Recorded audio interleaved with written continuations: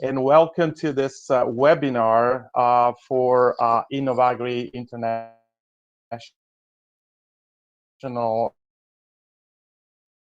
Institute, specialist with UC Davis, University of California, Davis. And today, this is the first of 2 webinars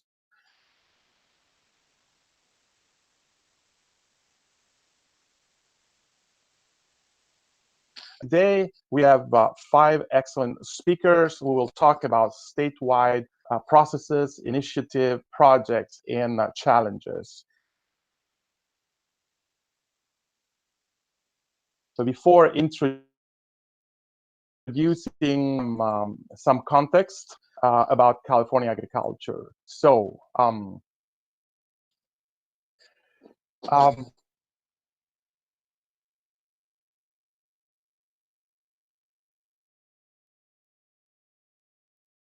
let me put the slide in the right order.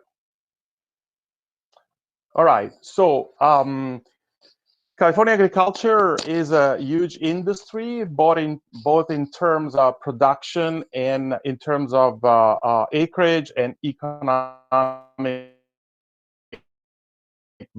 value generated. Millions hectares of agricultural land. And out of this, about 38% is irrigated cropland. So we have about 3.8 million hectares of irrigated cropland, out of which 2.5 million hectares orchards and vineyards. In total, California agriculture produces more than 400 crops. It's a very diverse state. And the total value generated in 2017, this is the last record that we have documented, was about 50. California is the #1 food and agriculture producer in the United States, and more than 50% of the U.S. fruit, nuts, and vegetables are produced in California. Here is a list of the speakers of today, and I'm going to give you some idea and some information about the presentation, their presentation, and the subject they're going to talk about. The first speaker is Laura Foglia. She's an adjunct professor at the Department of Land, Air, and Water Resources at the University of California, Davis, and she's going to talk about sustainable groundwater management in California. The second speaker is Tapan Patak. He's an extension specialist in climate change adaptation in agriculture, and he's going to talk about climate change trends and impacts in California agriculture. Third speaker is Doug Parker. Doug Parker is a water economist, is a director of the California Institute for Water Resources, and he's going to talk about the economic benefits of drip irrigation adoption in California.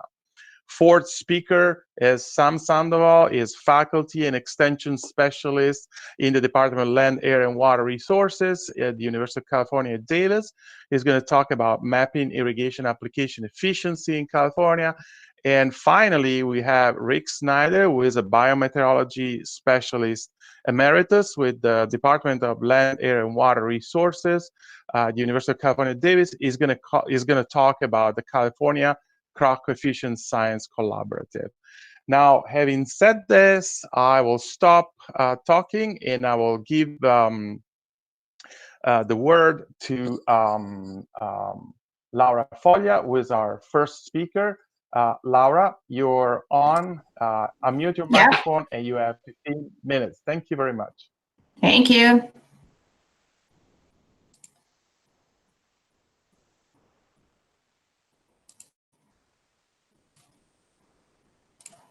Okay, so can you see my screen? Can you hear me? Okay.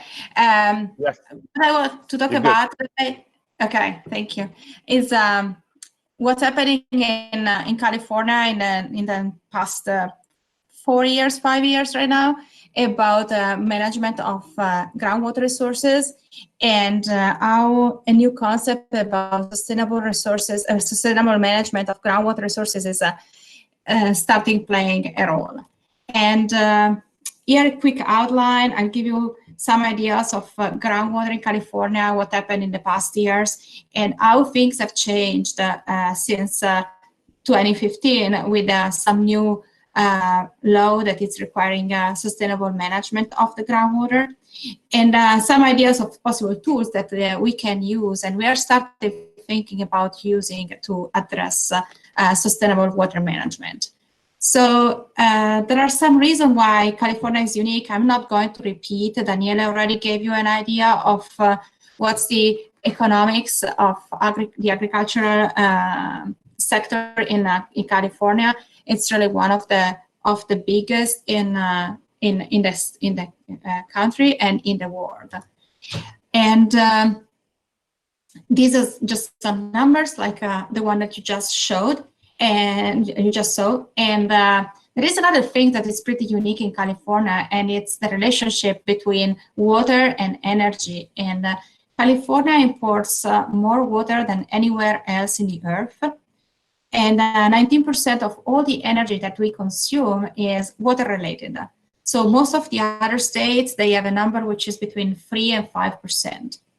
Also, at least legally, groundwater and surface water are separate. They are managed by different laws. And groundwater use before 2014 was largely unregulated. There was no real rule. Basically, you were the owner of a piece of land, you were drilling a well in that piece of land, and the water was your water. That was pretty much the regs before 2014. And now things are changing because of new regulation, the new law that came in 2015, at the end of 2015, at the beginning of 2015. And this law that you will hear quite a few times during my presentation is called Sustainable Groundwater Management Act, and usually we call it SIGMA, just because we really are keeping going with a lot of acronyms. And you probably have seen this picture. It's just to give you an idea of how much energy is used in California to transfer water to places where water is not available. There are aqueducts. There are really a lot of, also water is lifted above hills and just to be distributed to areas that are a little short in water. And there is another thing that we need to keep in mind when we start thinking about groundwater management in California, which is California's climate is characterized by extremes, and we are going more and more toward extremes. So things are changing so much. Also, in the past few years, we could really see a lot of unexpected behaviors. Not really unexpected, expected because of the climate that is changing. And we also have a big mismatch between supply and demand, both spatially and temporally. So the story is that we have about 2/3 of the demand in the southern part of California, but 2/3 of the supply in the northern part of California. So that's one of the reasons why we transfer water. And the peak precipitation is from November to April, when we have our winter and it's raining, it's snowing in the mountains. Unfortunately, not this year. So we also have to face that big change. And the peak demand is from May to October, which is the irrigation season. So basically, these are really the reason why we need to think about a different type of management, because we need to move water around, but we even have to start thinking about smart way for taking care of the demand of water. And this is just a map that gives you an idea of precipitation, for example. As you can see, the dark red, brownish is the northern part of our Central Valley. And there is quite a significant amount of water. But as soon as you move, you start moving south, the amount of water, it's it's significantly decreasing. And in the lower part of California, we are basically talking about 6 to 8 inches per year in average. And this is an old study, so things are even worse right now.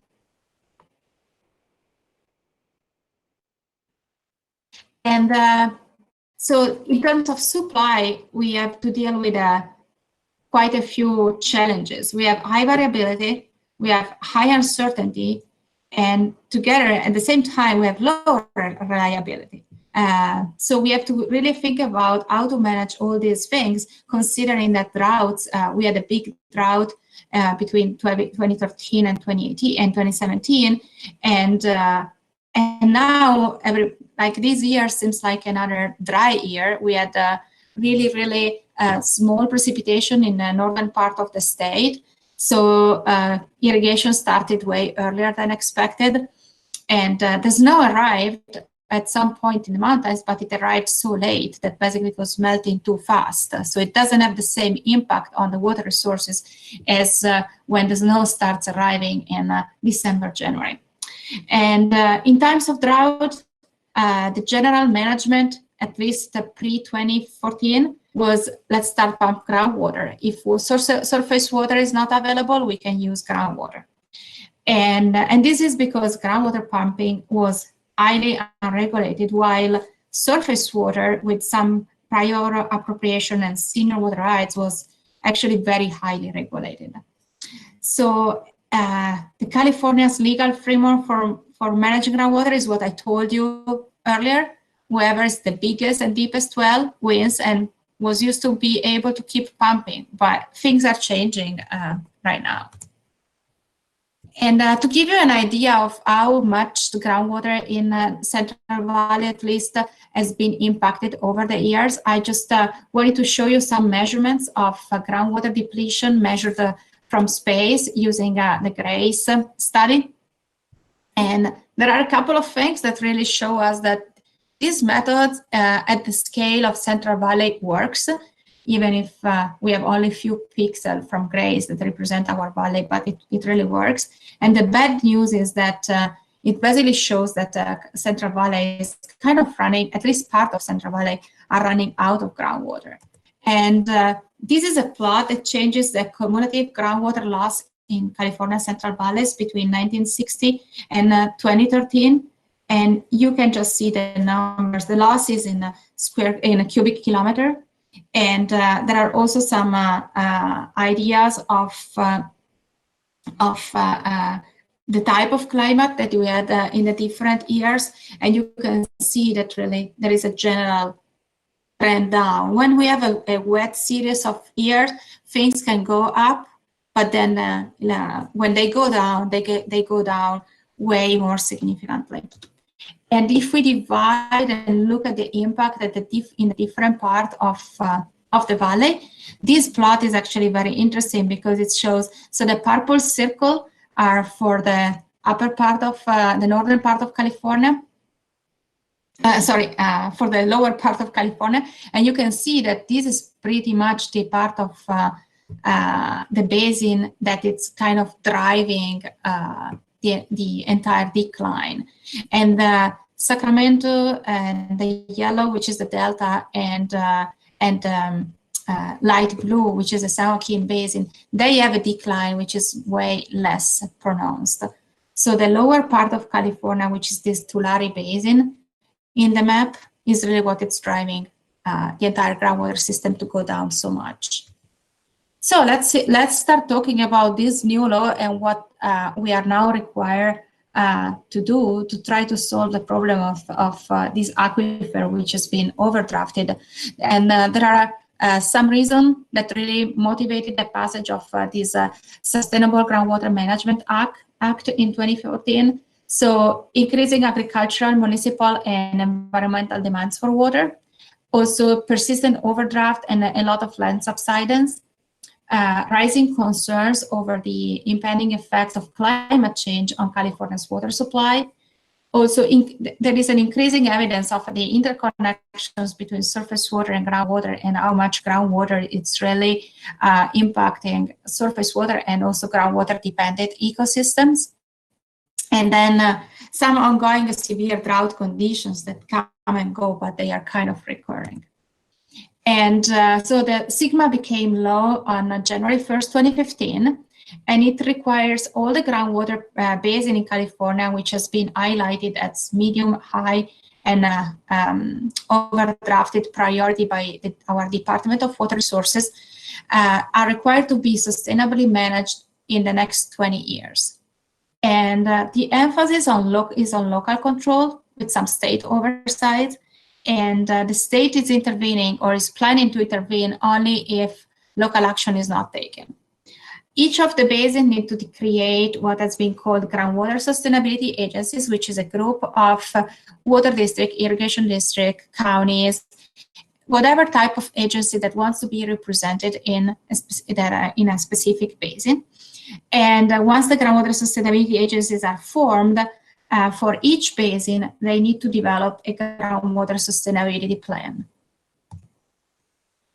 This is a map to give you an idea of the distribution. The red basins are the basins that are really in what we call overdrafted condition. And this basin already submitted a plan in January 2020.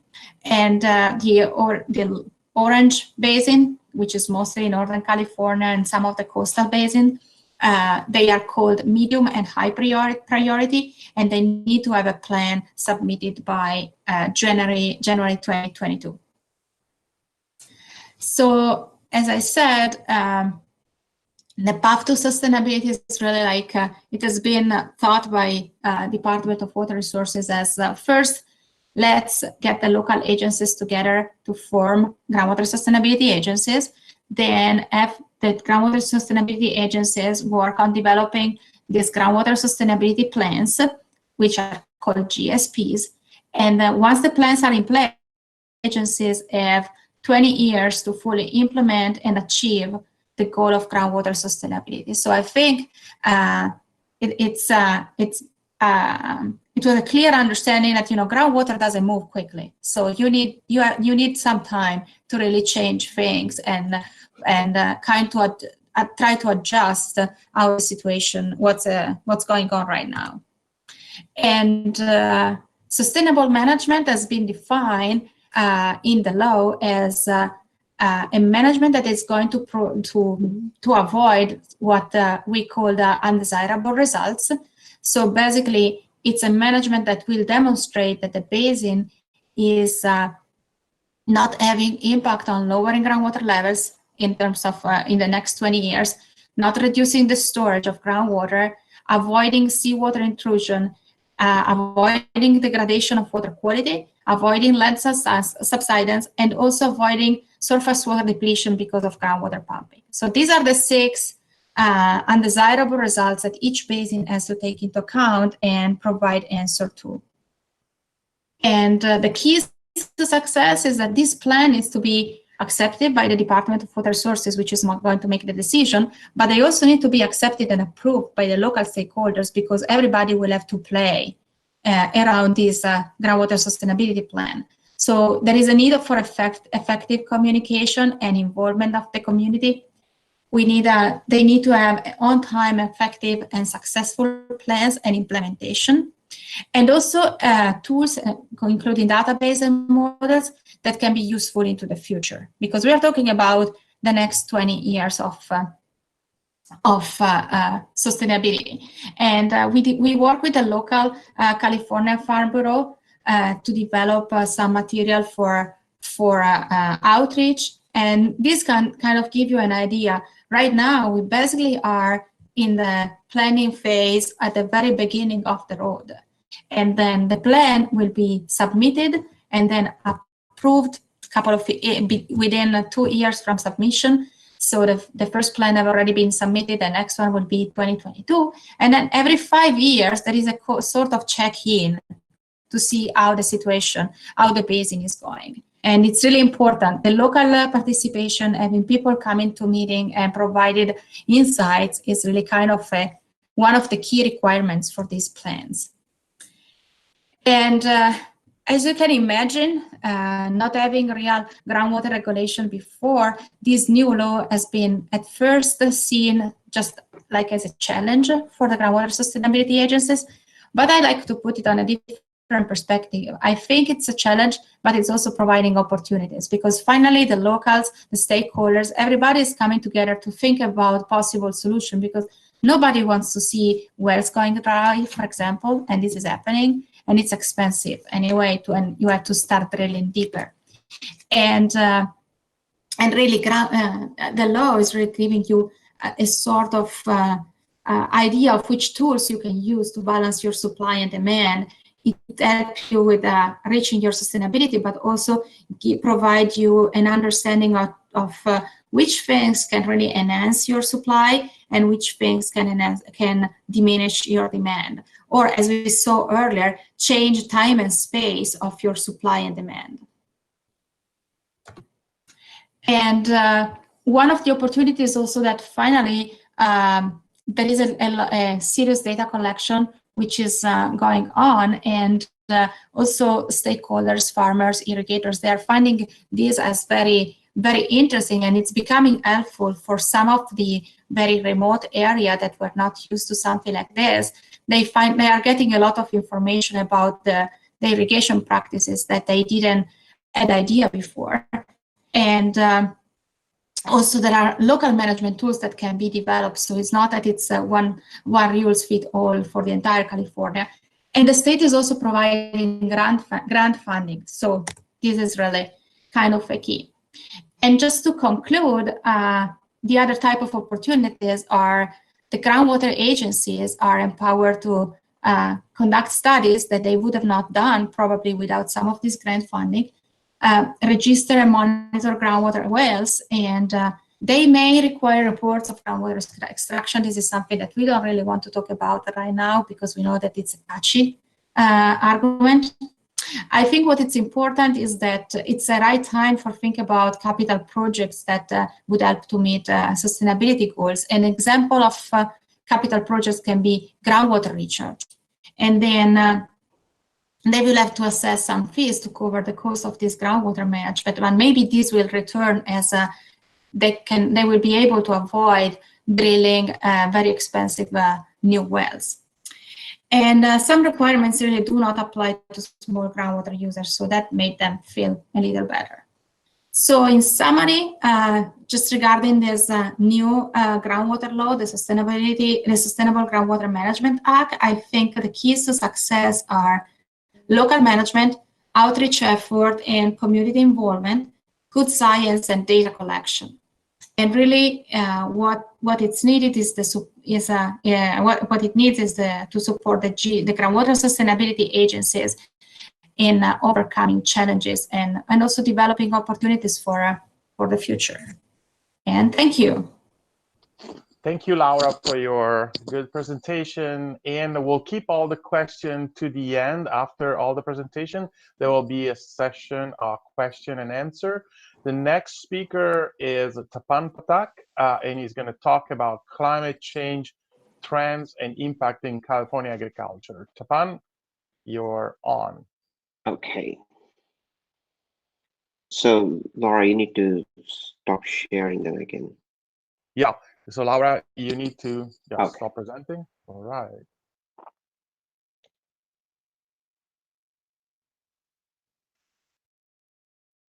Okay. So thank you so much for inviting me to give this talk. So my talk is sort of the very broad overview of climate change and how climate change has already been impacting or is projected to impact agriculture in California. So first slide is roughly about probably the same as what Daniele provided. So I won't go much into the details about facts of California agriculture.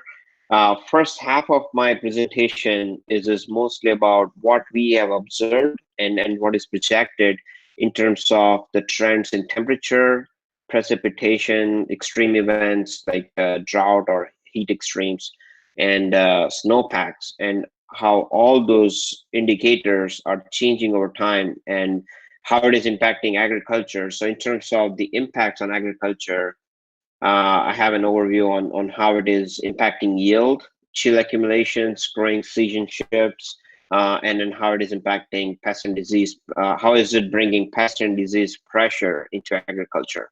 And then the last slide is mostly about what are the research gaps and which direction we should be taking when we think about climate change impacts on agriculture.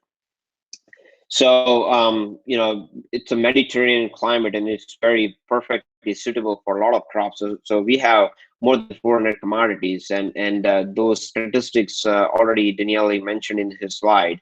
I'll talk about those top 10 commodities. As you can see it on the right side, the dairy and milk industry is more than $6 billion industry. Grapes, followed by grapes at 6.25, and almond, cattle, pistachio, strawberry, lettuce, floriculture, tomatoes, and oranges. So these numbers, especially the bottom numbers, do vary from year to year depending on which commodity is in the top 10 list. But it's about $46 to $50 billion industry. And then when we compare California with other states, so the California is the highest valued in US in terms of the farm gate value at $50 billion. The next one is Iowa, is roughly between 25 to 28 billion. And so there is a big difference. And so the scale of agriculture in California is really huge. Okay, so here in this slide, this is basically talking about how temperature has changed in California in last 100 or so years. And so this is based on the historical records.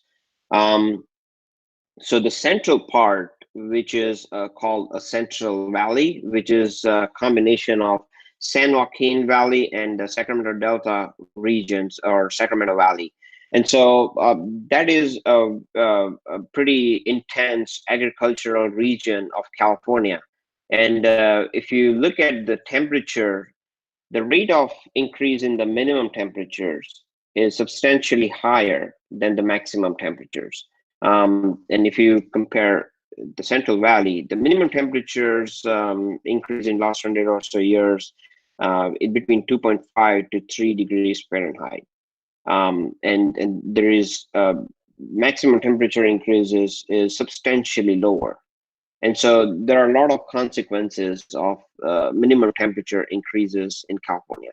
Another indicator is if you look at the Sierra region, there's also, so that's where the snowpack is. Minimum temperature is significantly higher in terms of their rate of increase compared to maximum temperatures. The maximum increase in the minimum temperature that we have observed was in the southern coast region, where a lot of strawberry production, avocado, and citrus production happens. So as Laura mentioned, we have a lot of variability from north to south in terms of the precipitation. In this slide, it shows 2 Northern California, 1 Southern California location, and it shows the precipitation trend over time. The gray area is the observed precipitation, and the colored green and red is the future precipitation trend in the low and high emission scenarios. As you can see, we don't clearly see a trend in the precipitation, but we see a lot of variability. And that variability is expected to increase in the future. So there is not a lot of confidence in predicting whether precipitation is going to increase or decrease. But there is a good confidence in projecting the entire wet season for California is shrinking. So if we get more precipitation, those precipitation is coming in a more intense precipitation events. And so California is going to be vulnerable to both flood conditions as well as drought conditions in the future. And so we have to be prepared for that kind of extremes when we talk about impacts on agriculture. Okay, so in this slide, if we categorize temperature and precipitation into dry, hot, wet, hot, dry, cold, and wet, cold categories. Most of the recent years are either in the dry, hot, or wet, hot category. So in general, maybe from 1980 or onwards, most of the years are in that hotter region or hotter category. And more specifically, last 15 years, out of those 15 years, 8 or 9 years are in that dry and hot category. So California had an exceptional drought from 2012 onwards. And so a lot of years in that exceptional drought in this dry and hot category. So we can expect more and more future years in dry, hot, and wet, hot categories for California.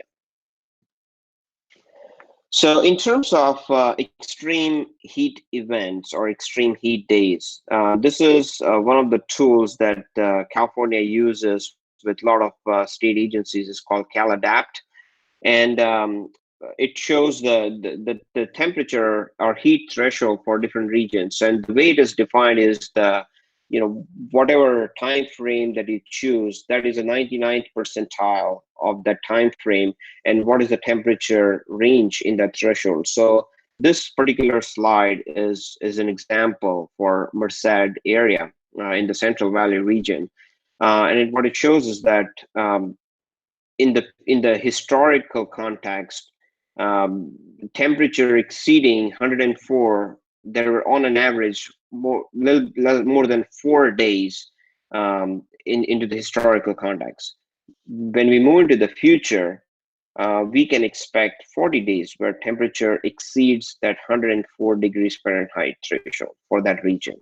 And then this is under RCP 4.5 scenario, which is in a simpler manner, it's more like a low emission scenario. If we choose the RCP 8.5, which is business as usual or high emission scenario, that number is going to go even further up. And not just the increase in terms of the days of extreme heat events, but if you look at the distribution, most of the historical years where temperature exceeding that thresholds were mostly populated between June through September. And as you move into the future, June through September gets denser, but the distribution starts, so the extreme heat event starts as early as May and lasts as long as late October. So there is a lot of consequences, not just on the production side, but also the farm workers' health issues and other heat-related human health issues as well. And so that is one of the biggest consequences of heat events and how it is impacting agriculture. So in terms of drought, as we know, there are a lot of different indicators, and Palmer Drought Severity Index is one of the most popular drought indices. It's been used across the globe. And if you use that as an indicator, there is clearly no trend in the historical years, but in the recent years, and this is for the southwestern US in general, and so it's not just specific to California, but the southwestern US. In the recent years, you are seeing a little bit of a declining trend, which means that in the recent years, there were more drought events happening in this region, and it could further go down into the future. So I mentioned about that minimum temperature increases in one of my earlier slides, and one of the direct consequences is on the snowpack. So if we look at the 1960 to 1990 range and compare it with the low emission scenario and high emission scenario from 2070 to 2099, you can expect snowpack reduction anywhere from 48 to 65% in California. There was another study, I believe it was the Department of Water Resources. They projected by 2050, the snowpack can reduce by 25%. So that's a significant reduction in a natural water storage for California. There was another recent study by UCLA and probably other similar studies in literature. What it predicts that the initial projection of Sierra region's temperature increases were not accurate, and then because when you include the feedback mechanism, you can expect 7 to 10 degrees Fahrenheit increase in the Sierra region into the future, and that might have even further melting consequences on the snowpack. Okay, so we talked about what we observed in terms of temperature, precipitation, and extremes, and what is projected in the future. The second half is a very general overview of how those climate change trends are going to impact or already impacting agriculture in California. So in 2018, we published this review paper, which is a pretty comprehensive review of climate change and what's happening in California and how it is impacting agriculture. It's an open source publication, so it's a good reference for understanding climate change impacts on California agriculture. Daniele is also a co-author, and many other UC Ag and Natural Resources colleagues are part of this paper as well.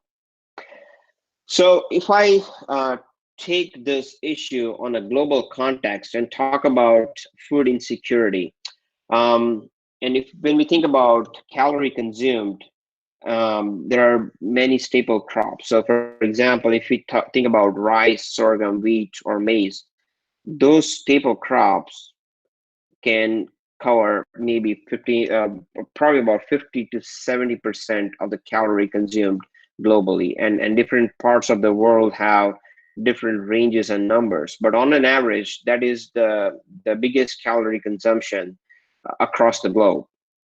And so what happens when you have 1 degree Celsius temperature increases, and doing a sensitivity analysis on that. And so I pulled this from a paper by Lobel in 2008. So he ran different models and compared different models to see how 1 degree centigrade temperature increases can impact the yield for different regions worldwide, in more developing world and developed world as well. And so as you can see, most of the numbers are in the negative, which means that yield is going to decline with a 1 degree centigrade temperature increases, depending on the region and depending on the crop. Those numbers can vary anywhere from 1 to maybe 21%. There are a few models run for Brazil for wheat, maize, and sorghum, and they show negative yield in the range of 6% to 16%, and many other parts are experiencing the same. And so, especially in the developing region, this yield decline can have a severe impact on food security issues for the region. So when we think about California, this is another modeling study for California, and this was also a part of the National Climate Assessment Reports a few years ago. As you can see, alfalfa is this top left figure. As you can see, under the future climate, there is almost no negative impacts on alfalfa. But when you compare it with wheat, cotton, and sunflower, there is roughly about 26 to 29%. So 29% for cotton, 26% for sunflower. That's sort of the yield decline you can expect under future climate.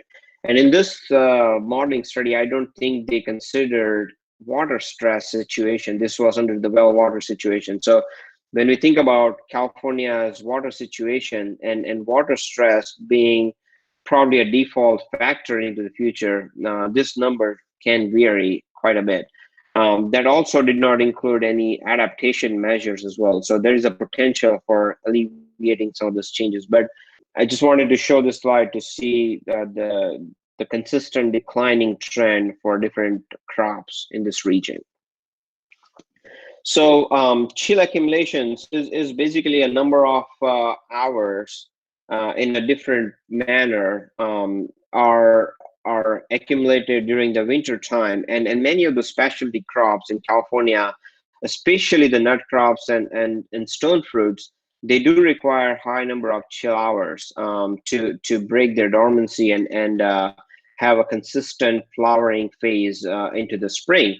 And when they don't reach that enough chill during the winter time frame, that can have impact on yield and production in general. And so there was a study published by Doodling in 2009 where it compared historical years into the future, and on an average, chill accumulations can expect to be reduced by 25 to 30% into the future.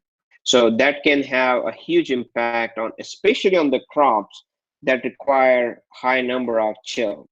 And so there are many different types of varieties that do not require that high number of chill. And so maybe the future adaptation could be switching to those varieties that do not require high chill to be more sustainable into the future. When you think about length of the growing season, it's basically a time from last spring freeze to first fall freeze. So that time frame in general is expanding, and that is even expanding further for California. But at the same time, since we are increasing the temperature in general for both minimum and maximum, time from emergence to maturity can expect to be shrunk down. So we published the study in 2018 where we looked at the processing tomatoes, and what we found is that based on the modeling results, time from emergence to maturity for processing tomatoes, that entire season can shrink maybe by 2 to 3 weeks. Another consequence that could be a good, positive, or negative, depending on which crop we are talking about. We are working on understanding how climate change is relating to reduce frost risk into the future. And so on an average, we can expect less and less frost risk as we move into the future. And there in the opening regions which were frost prone into the past can be frost free into the future, and you can expect more increased production region in California and in those regions. Okay, so another big consequence of temperature increases is on increased pressure due to weed diseases and pests. You see this figure on your left there where it shows how navel orange worm, which is one of the major pests for nut crops of walnut, almond, and pistachio. Historically, we only expect 3 to 4 generations of navel orange worm during that growing season.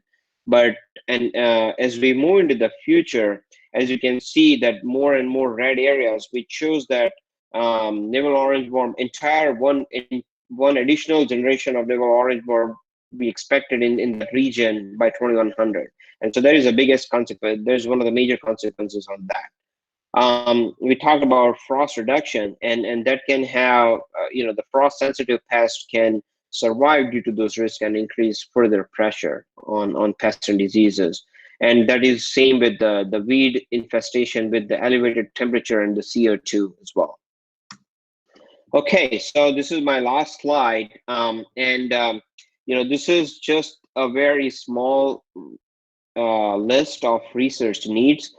The first point I want to mention is that we need to enhance our understanding, especially the quantification of how those extremes are impacting different crops in this region. And so we don't have that better understanding of that. And then we most certainly, we know that there is a negative consequence, but we need to quantify that. And we talk about the models a lot, but a lot of times models are not ready for simulating real-time situations or the real issues. And so we need to do a better job with parameterization and making those models ready so that we can do research on optimization, especially on the limited water situations for California. We need crop-specific and region-specific framework in which we can use historical and future climate and weather information and turn it into a decision support system that growers or even farm managers can use on their farms to manage risk on their farms. And we are currently working on creating this framework in California with funding from U.S. Department of Agriculture. Loss is the most important point, that simply providing this information is not enough. We need to engage the stakeholders and bring them into the conversation and tailoring our research based on those needs. Thank you so much. Well, thank you, Tapan, for your excellent presentation. Next speaker will be Doug Parker, and is going to talk about the economic benefits of drip irrigation adoption in California. Doug, you're on. Tapan, would you mind? All right, okay, I think we're good. We're good? I think we can see your presentation, yes. Okay, great, thanks. Well, it's great to be here today. Thanks everybody for being online. I want to talk about some work that I've done on the economic benefits of drip irrigation in California. I'd like to acknowledge Rebecca Taylor, who is a lecturer now at the University of Sydney. She was a grad student at Berkeley when we did this work. She did a majority of the work, and along with myself and David Zilberman, who's also a professor at UC Berkeley. Why do we care about drip irrigation? Well, drip is one of our largest adaptations to water scarcity in agriculture. There's 4 general ways we adapt to water scarcity. There are others as well, but in general, the first would be increased irrigation efficiency, such as adopting a drip irrigation system, or other things which I think we'll hear about later on during this today, and probably on our next week's series as well. Deficit irrigating orchards, crop shifting to less water intensive crops, or to crops that are more valuable per unit of water. And then finally, just fallowing cropland, either temporarily or permanently, depending on the water situation involved. I want to give a little history of drip irrigation in California. Drip irrigation began, as most people know, drip irrigation began in Israel. But in the early 1960s, Don Gustafson, who was a cooperative extension advisor in San Diego County in Southern California, was in Israel, I think on sabbatical, and was looking at irrigation systems and brought drip irrigation back to California. And he started experimenting with that in the 60s there on avocados in San Diego. And in San Diego, avocados grow mostly on hillsides that are very sandy or even crushed granite. Not much soil there, a lot of drainage, so they seemed like avocados and drip would be a way to be able to get avocados in there. And then Bernard Hall, who was at UC Riverside, started working with it on strawberries and vegetables and other things. And really it was pretty experimental in the 60s and early 70s, although we did start to see some good adoption in those areas in Southern California where we had people from the university who were working on it. And working jointly with others as well, which I'll get to in a minute. Then in the mid 70s, actually drip irrigation, there were issues with it. The original adoption was difficult. There's still issues, but we've learned to adapt to more of them.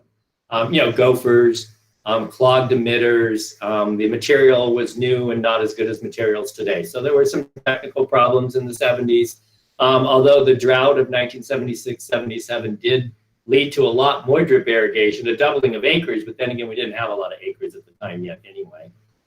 And then we started looking at ways of how do we manage that water better.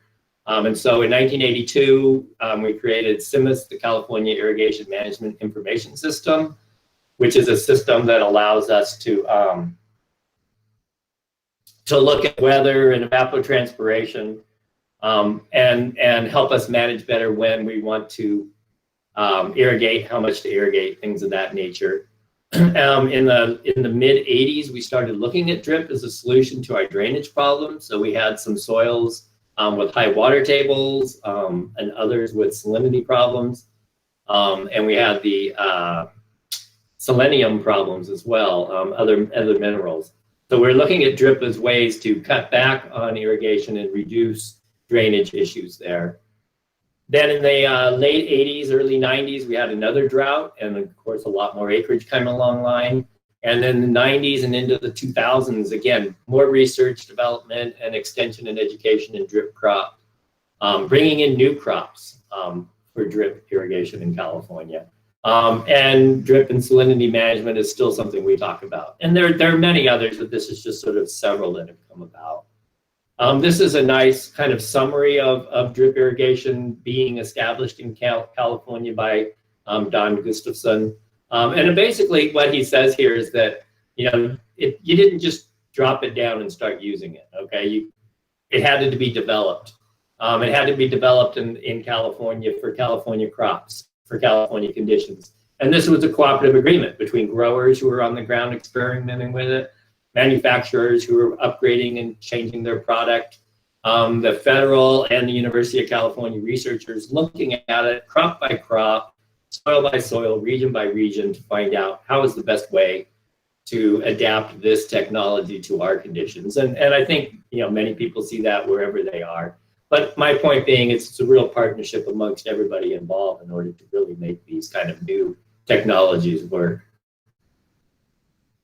If we look at the spread of drip irrigation in California, you can see here, let me see if I can get my pointer working out. Oops. Let's see.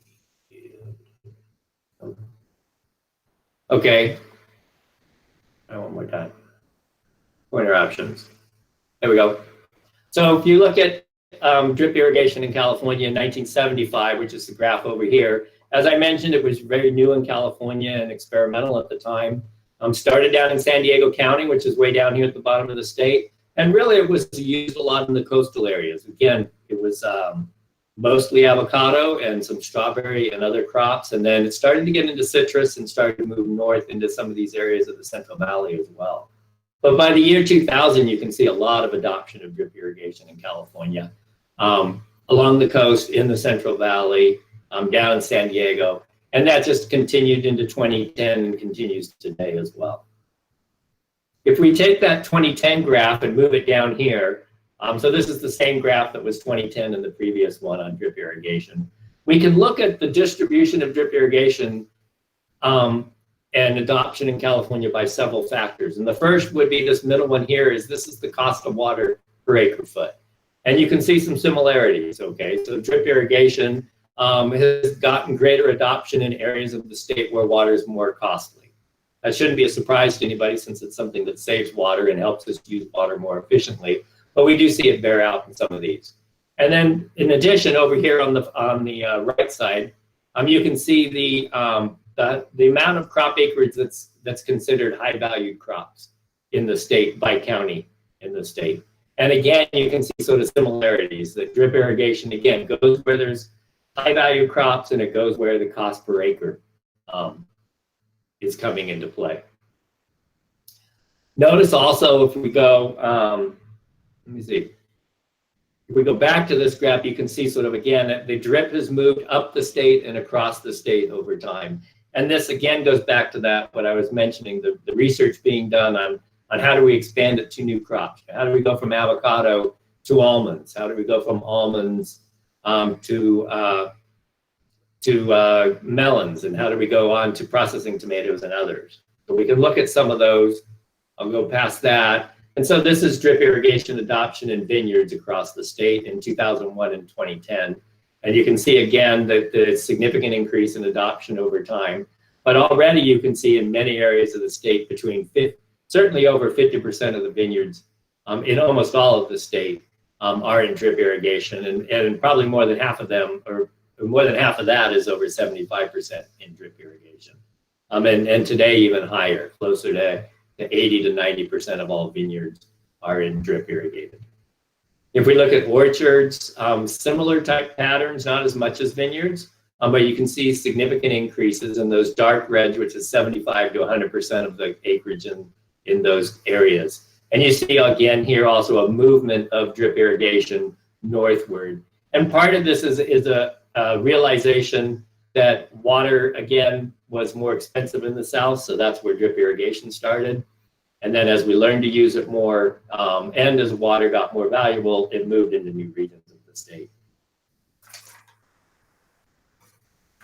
Oh, wrong one.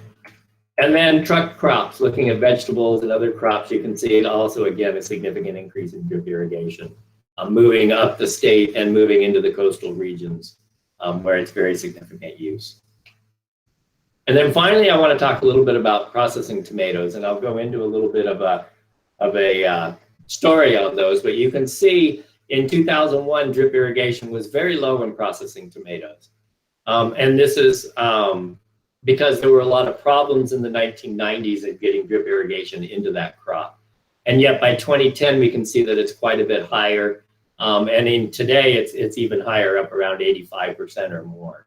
And we can see that bear out on this graph here, where our red line here is the percent of processing tomatoes under drip. So you can see we went in the 90s, we were about 30%, and it started to climb heavily in the 2000s. And today it's up here, you know, around 85, probably higher than that now, because this only goes through 2012, of percent of acreage in processing tomatoes. And you can see that the yield curve has been following that, or actually probably it's the other way around. That's been following the yield curve. And a lot of this had to do with research that took place in the 1990s on processing tomatoes and drip irrigation. And again, this is one of those stories where we had to have cooperation of industry, universities, growers, all figuring out how do we adapt this technology to this product or this agricultural product. And the story behind processing tomatoes is actually an interesting one because from a water standpoint, drip irrigation was just too good. Because what we had was when we put down drip irrigation, we managed it properly, we gave the tomato plants all of the water they needed in order to meet evapotranspiration needs. And so they sucked up all the water and they grew nice, big, giant tomatoes for processing tomatoes. The problem with that was we wanted processing tomatoes, and those tomatoes were too watery and couldn't hold up in the processing process to make ketchups and salsas and other condiments and products like that. So we actually had to learn through the process that we actually had to dial back on the drip irrigation systems, underfeed water to the crops during certain times of the year so that we got a product that was useful for that market.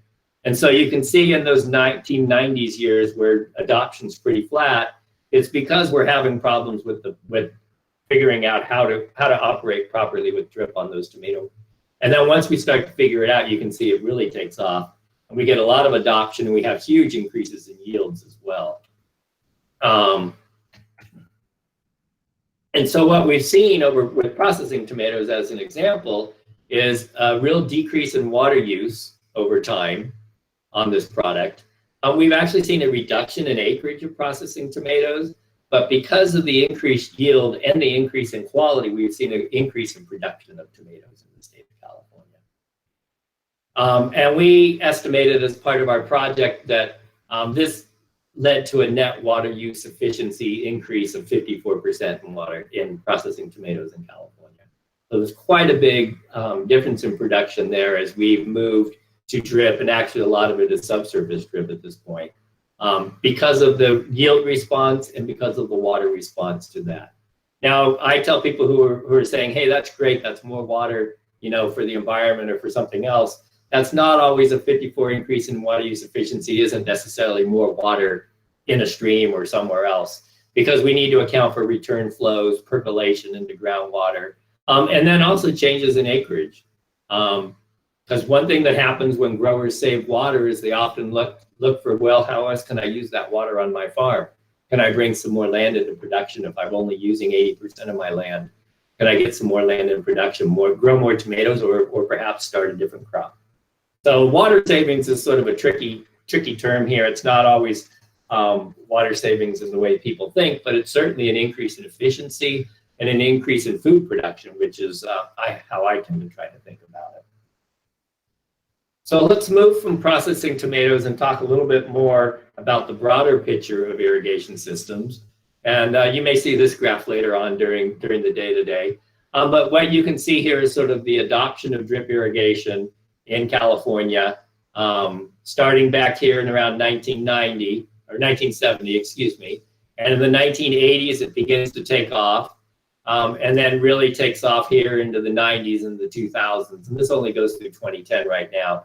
And you can see at the same time as micro and drip irrigations are taking off, surface irrigation systems are diving. So they're going from 80% to 40%, and drip's going from about 0% to 40%. So they're kind of coming across, and the curves are crossing here.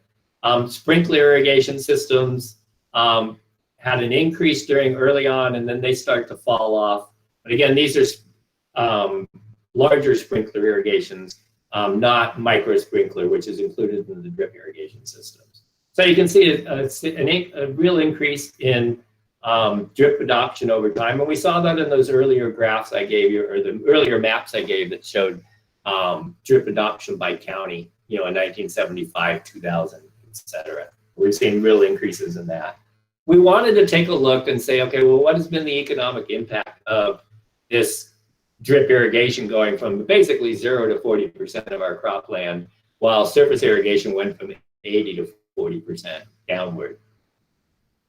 So we looked at a couple of different studies. There was a study done in Australia by Durand and Burrill, and it looked at, they were working at Netafim, and they looked at 112 different studies and looked at drip versus flood irrigation, and found yield increases by switching in the order of 18 to 50%, depending on crop. We went and looked at 31 other published studies across 15 different crops. I know you can't read that down there, to look at the impacts of drip across those 15 crops in these 31 studies. And what we found was that about half of the studies reported no statistical difference in yields, but the other half of the studies did report very positive increases in yields, and those ranged from 12 to 66%. And our average effect across all studies was about 16%. And that's the increase in yield. Now, of course, a lot of people adopt drip for the water savings as well. And 11 of the 31 studies found a positive water savings effect. And of that, that was about 35% was the increase in water use efficiency in the ones that found a water savings.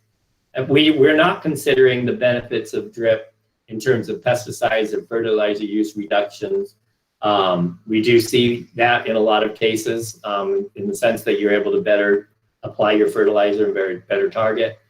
You may have reduced pest pressures if you've got less water on the ground for pests. But to get to the bottom line of it, then we looked at the value of water savings from drip. And we took agricultural water use in California, which is about 33 million acre feet a year. The percentage of irrigated crops that use drip, which is 40%, so that was the graph I showed earlier where we went from 0 to 40%. And then that, if you calculate that out, the 40%, it gives us an increase in water, or a increase in water use efficiency or amount of water saved by adopting drip of about 12%. And if we look at the cost of water in California, it's anywhere from $80 to $220 an acre foot in a normal year, not during drought years. And that means that the value of water savings to the state of California from the use of drip irrigation is between about $128 and $350 million per year. And that's just the water savings. We then also took a look at the value of those yield increases. As I mentioned, we had huge increases in yield on tomatoes, but not every crop responds that well, but many do. If we look at net farm income in California from production is about $7 billion. The percentage, again, of irrigated crops using drips, about 40%. And then we really only wanted to look at the cropland that's growing high-valued crops. We don't want to look at the land that's not necessarily using drip. Now, that's starting to change in California, that we're starting to use drip on crops that aren't even high-valued crops. But for our study, we tried to kind of take the historic norm. And so that's about 86%. So the value of the yield increase depends on what the yield effect is. Remember, in our study, we found it at about 16%. But we ran the numbers at 5, 15, and 25. And the value of that yield increase to farm incomes between $185 and $778 million a year to farmers. So if we put all that together, we can look at the value of drip irrigation to California agriculture as somewhere between 300 and about 300 million and $1.1 billion per year to the state of California. And again, I want to stress that that's a value that's based on a partnership between farmers, between producers of the product, between the university, between everybody involved in ag to really learn and figure out how to do all of that. So thank you for being here today. Thank you, Doug, for your presentation. We'll move to the next presenter. Sam Sandoval is going to talk about mapping irrigation application efficiency in California. Sam, you can go on.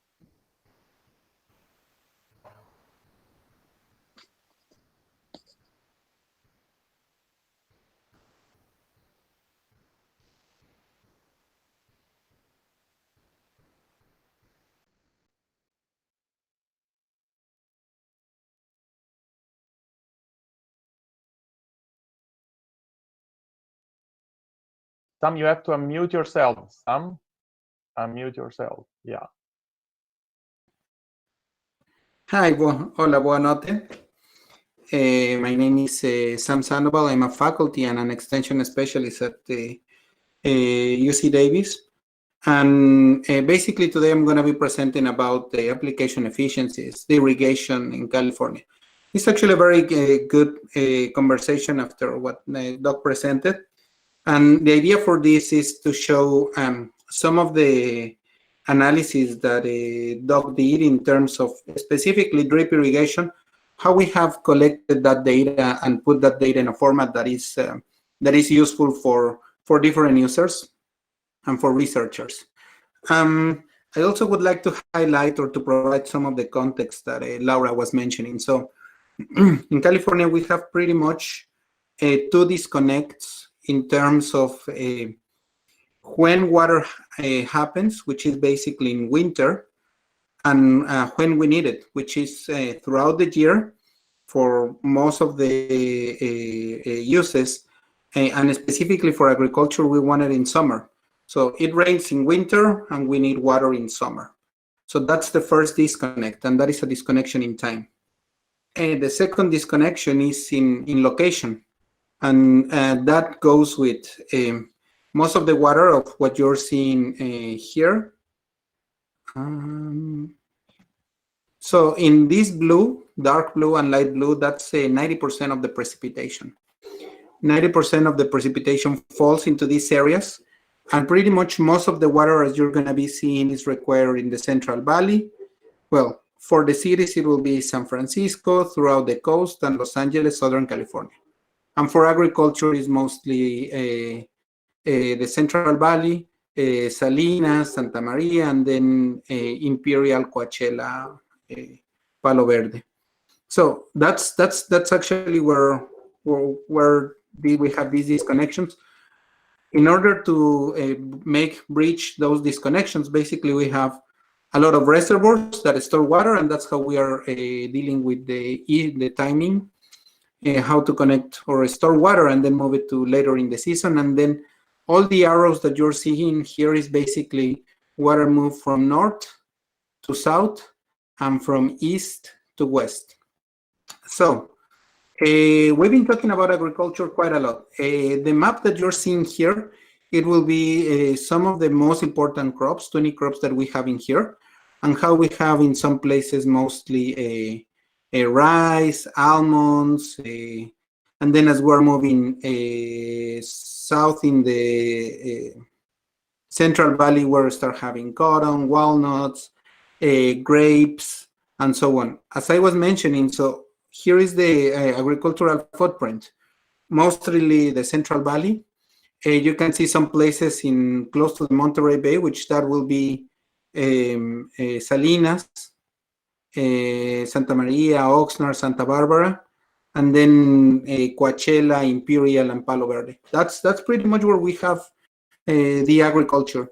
As mentioned, it is an important economic activity, more than 300 crops, so that is also very complex.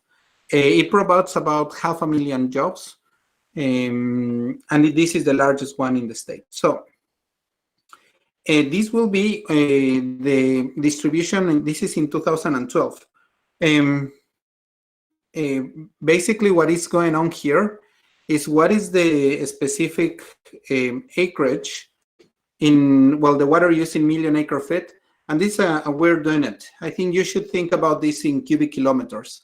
So this will be about you have to multiply these numbers by 1.2, and that will be cubic kilometers. So a lot of water use in the state. Most of it is for the dairy industry. So alfalfa, pasture, and corn, that's pretty much for dairy. Then we have almonds, other deciduous, and vineyards. So if you just pretty much half of the in the state, half of the acreage is planted in almonds, pistachios, walnuts, and vineyards. That will be half of the state's acreage, and this is how much water is used for those two.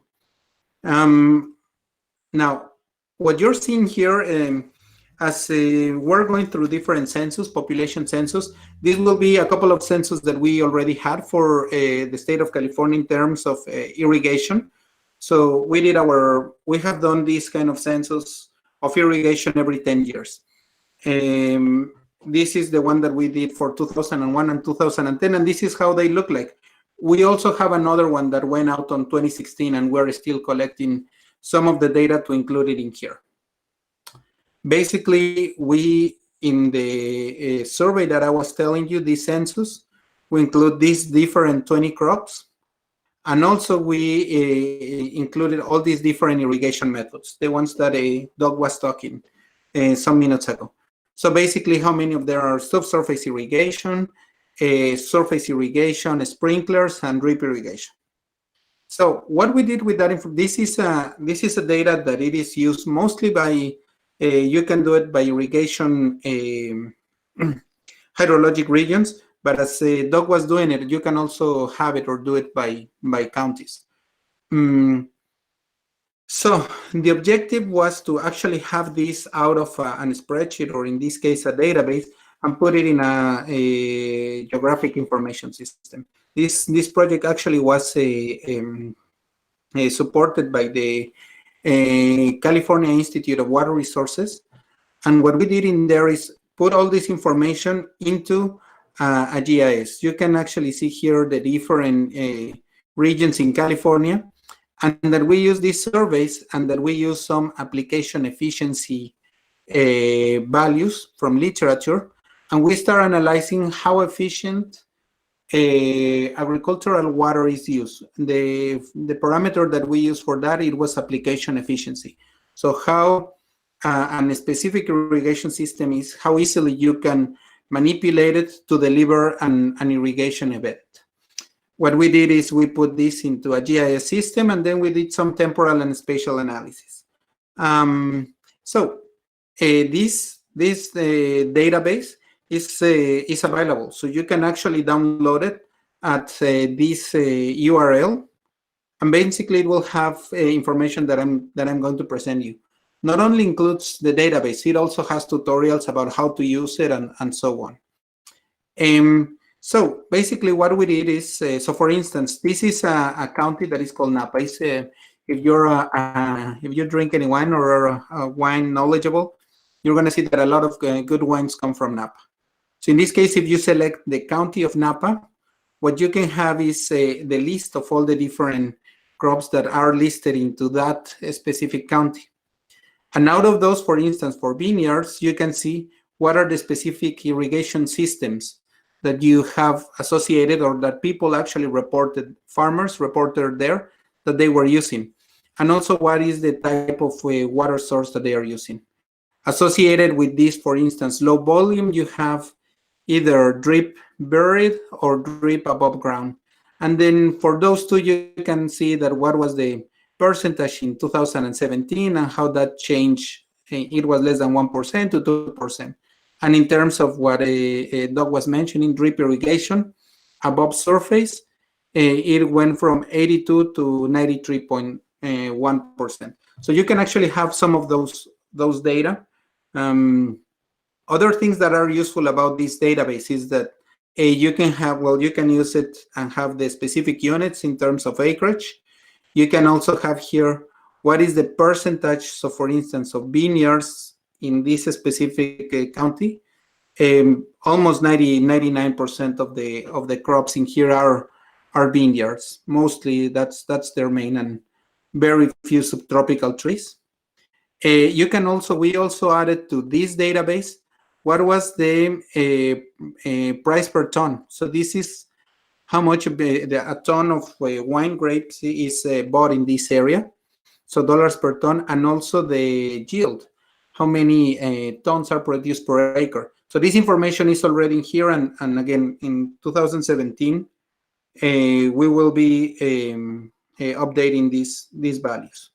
So from data to information, so basically some of the things that you can ask in this specific database is, like, for instance, which counties have more than 3,000 acres of vineyards in 2001? So you do the query, and it will come all of those different counties. And the idea here is to provide this information to researchers, to the community, so we actually know how are we using water. Basically, what you're seeing here are the different, again, irrigation systems, and what are their application systems that are used in this study. Basically, what we did is we used this mean value, and we weighted the efficiencies by the acreage. So let's say for a given crop, again, wine grapes. So how many of those? So we did a weighted average by the area, and that's how we were able to estimate these regional application efficiencies. So let me show you some results. This will be alfalfa, and this is one of the largest, or the largest, in terms of acreage. And as you can see here, from 2001, it went from, in this area, 72 to 75%. In the Sacramento region, 71 to 73, 72. So as you can see, this one hasn't changed that much. Now people are actually start using subsurface drip for alfalfa. That was something that Doug was mentioning. This will be almond and pistachios, and this is very important because this is how we are seeing now that the acreage of the state is changing too. And again, some of the colors might not be that intuitive. So for instance, this went from 72 in the application efficiency to 82. So this have an increase of 10%. This one, it has an increase of 4 or 5%. This one from 71 to 86. Again, that will be a 15% increase. So as you can see, not only farmers are using or are switching to more efficient irrigation systems, some of it is actually for convenience, in terms that they can manipulate some of these pressurized systems easier to deliver a specific water targets, and that is easier for them to handle it. The same pasture, so this will be another large, we have irrigated pasture, and this will be the different irrigation efficiencies, again, from very low 63, say 62 to now 70s. These are the wine grapes, the vineyards, and basically, again, this may be a little bit counterintuitive going from green to red, but this was an increase of 75 to 85, 10%. Here got lower a little bit, 79 to 81. So this is something, some of the information that is already available and that we're working on. So in terms of corn, this will be another one, and this may be the story that also Doug was mentioning in terms of processing tomatoes. And in this case is how it went from pretty much 70% to 86, 72 to 85, and that has been from what Doug mentioned. That was purely increasing the yield. that will do it for a farmer to change their irrigation system. This is the graph that also Doug was showing. Some of this change, it comes in terms of the improvements that we have done in terms of specific systems, subsurface drip, above ground drip, some of the micro sprinkler irrigation that is also has been now more consistent and better explained, better adopted from the farmers. One other thing is that, as you can see, the sprinklers, basically they have stayed the same. Mostly, as Doug was mentioning, these are kind of sprinklers that are linear move. So these very long linear move sprinkler systems that farmers are moving every 3 days, every 5 days, they move it around. The other part that I think it should be noted is that orchards or permanent crops have increased quite a lot, and I think right now they should be above 40%. That is what is going on in California. Most of the crops are being the water demand is being hardened in terms of having tree crops. Now, in terms of this will be the overall efficiencies for the state. So when you put all the crops and all the acreage of each of the crops and what will be for a given specific crop, the different acreage that is under subsurface drip, furrow irrigation, flood irrigation, sprinklers, and so on. When you do a big weighted average for a given region, this is basically what you're seeing. Some regions going from 71 to 76, from 74 to 78. So we're seeing this kind of a slowly but surely increase in application efficiencies in irrigation. Also, something that Doug mentioned, which is true, is that when typically when farmers are saving water, what is happening is that the demand, the acreage is expanded. What that means is that they are looking, some of the farmers look how to expand their acreage or switch to more thirstier, more water demand crops. That's why also we're seeing the switch to perennials, to tree crops. And that's what is going on here. Last but not least, this is something that I, again, just want to plug in. This is a database that is already available. This is a database that is here. And I think that will be it on my side. Thank you so much. Gracias, obrigado. Thank you, Sam, for the presentation.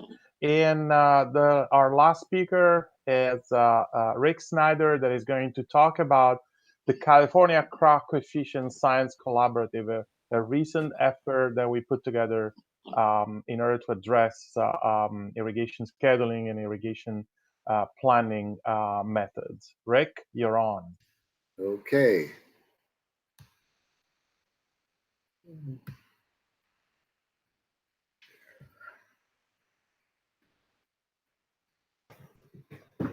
Oops. Okay, thank you. I want to start out with a little bit of information about California. It's been talked about quite a bit already.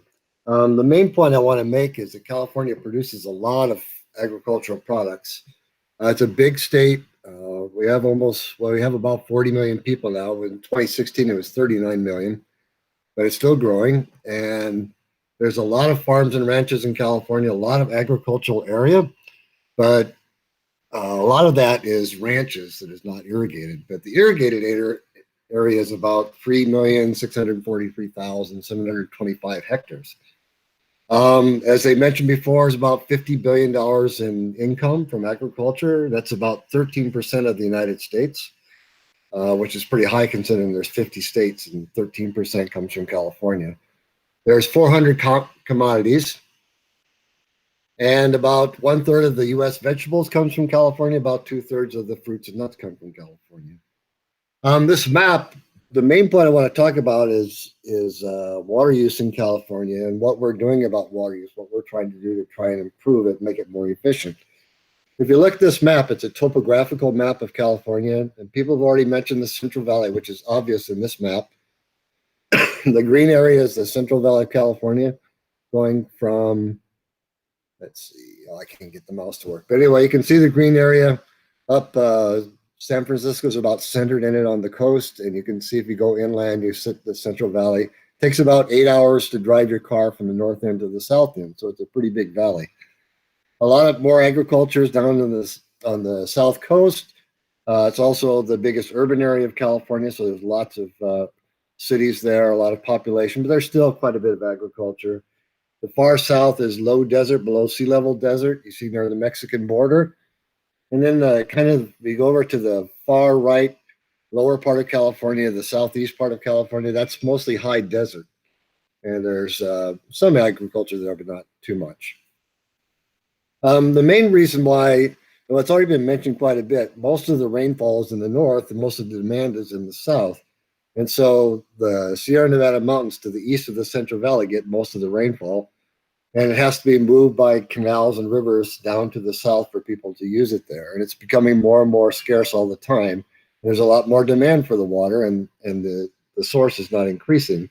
In fact, it's probably going to decrease with climate change. So it's a big problem in California that we have to deal with. Back in 1986, we did a survey. So I'm going to talk about things that we've done in California and things that we're going to do that's going to try to help to improve the use of water in California. And one of the first things was CIMAS, which was done from 1982 to 1986. We developed the CIMAS project in California, and then it was turned over to the California Department of Water Resources, who has operated it ever since.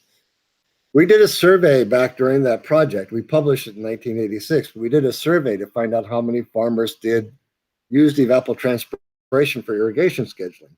You know, because I remember in college thinking that that everybody used evapotranspiration because we studied it that way. It seemed like everybody did it, but it was kind of an eye-opener when we did this survey, and we actually sent out, the 1986 survey, we sent out 10,000 questionnaires.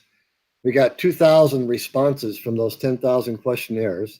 These were randomly sent out to farmers in California.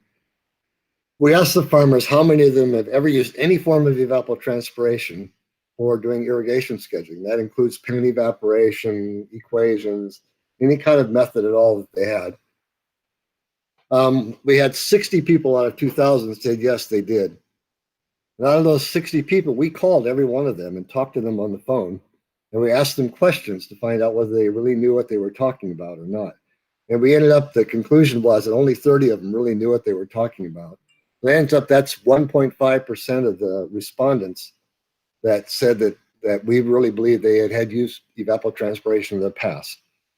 And I would say in 2020, we don't have a count like that. We don't have a survey now, but I would guess that probably 80% of the farmers have used, they're all exposed, a lot of them are exposed to it now, and many of them use it. But it was a phenomenal change over that, that time period from 86 to 2020. It's just amazing how many farmers have adopted it. Well, the original plan for CIMAS was we were trying to address what we needed to do to get farmers to have more information. And we thought, well, the first thing, we have to have reference ET.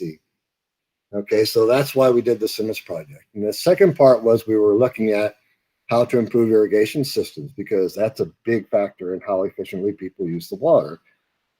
Well, the irrigation systems have changed a lot. I learned from that. Ended up that the way we estimated reference evapotranspiration has changed, so we had to deal with that. And now with the newer irrigation systems, it used to be we had mostly surface irrigation, and we could use the historical averages, and we could do pretty well for ET to figure out how to do irrigation scheduling.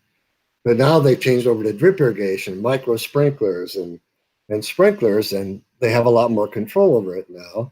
And if you get to drip irrigation, and if you get to anything that's a high frequency irrigation, then you almost need to have a forecast of ET. So we actually started to work that way too. So I'm going to talk about some of those things, and I'll get into what we're going to do in the future.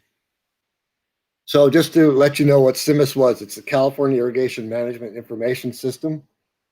I gave the link there. If you want to get onto the system, it's free. You can get on there. You have to sign up, but they just want to do that to find out, how many people use it. So there's no cost or anything. But it's a very interesting network that you can find out a lot of information about weather and ET in California. The project was from 1982 to 1986. In that project, we started out, we had to develop a computer system to collect the data. We had to develop the weather stations. We had to get it together, decide how to, okay, just checking. Okay, we had to decide how we were going to estimate reference ET. And at the time, it was different. The Penda-Monteith equation, the standardized reference ET equation, didn't exist. So we were like 10, 15 years before that came out. And also, there were almost no private, PCs at that time. There weren't any personal computers. In fact, in the CIMIS project, we got the first one in our department. So we were taking a big risk at that time to try and come up with something that we eventually thought that we would get out to the growers, and we erred on the right side. We did well. So we decided that, eventually everybody's going to have personal computers. So that's the way we pushed it, to get the information, give it to them, and then develop software to help them use it for irrigation scheduling. Today, there's about 150 plus or minus stations. It changes every year, but they cover most of the agricultural regions of the state. And they also cover a lot of the urban regions, because we also try to help urban landscape irrigation as well. So we had these stations. The map there on the left, the California map, all those dots are CIMIS stations, showing where CIMIS stations are located. You can see there's a lot in the Central Valley, along the coastal range. There's some valleys in the coast where a lot of wine grapes are grown, things like that. Southern California, you can see that there's some dots down there. Some of them are inactive, some of them are active. So they keep changing. Sometimes they'll have it for a while, 10, 15 years, and then the farmer says, I don't want it anymore, so we'll move it to another place or put in more. There's generally about 150 stations most of the time, but there are some gaps in between those stations. And so that became kind of a problem, because sometimes people want information in between the station. And so there was a fairly sizable project later, within the last 10, 15 years, to develop what's called spatial CIMIS. And that was developed to try and fill in the gaps between the stations. And in that project, what they did was spatial CIMIS, what they do is they estimate ETO on a 2-kilometer grid over the whole state of California. And they use inputs from CIMIS. They have some weather data from CIMIS. They use remote sensing, and then they use topography, and they combine those things together, and they come up with their best estimate of what the reference ET is on any given day. And so, again, if you don't have a CIMIS station in your region, maybe it's 50 kilometers away or 80 kilometers away, well, you can go to spatial CIMIS, and it'll give you an estimate for every point, pretty much every point within the state. So that was one of the things that we did.